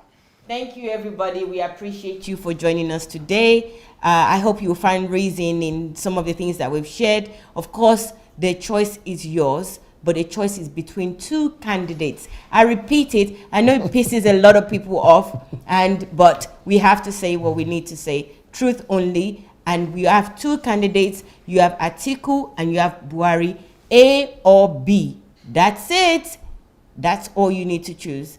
And all the other candidates that you have in mind, just consider that if you vote, if you don't want Atiku and you vote all the other candidates, you're essentially voting for Atiku. It's basic maths. I know it sounds not basic, but it is. Okay? Thank you very much. I appreciate you. From me, Mayowa Olaiya, I'll give it to Dr. Bamisaye Victor. All right, thank you. I would say elections have been done in Nigeria. This is not the first one, and even those who lost, we've seen people who had 1 million votes, humongous amount. 1 million is huge, and it was people who voted for them. So my challenge is please go and vote for the candidate of your choice. But on the basis of the principle of what we said, since you disagree, on Monday we'll come back to talk, or next week we'll come back to talk about the result. We'll know if the principle is working or not. But yes, I urge you to please vote for the candidate of your choice. The sky is big enough for birds to fly without colliding. The only thing I will ask you to do is never bully people just because they choose differently from you, especially when they can give cogent reasons why they are doing what they do.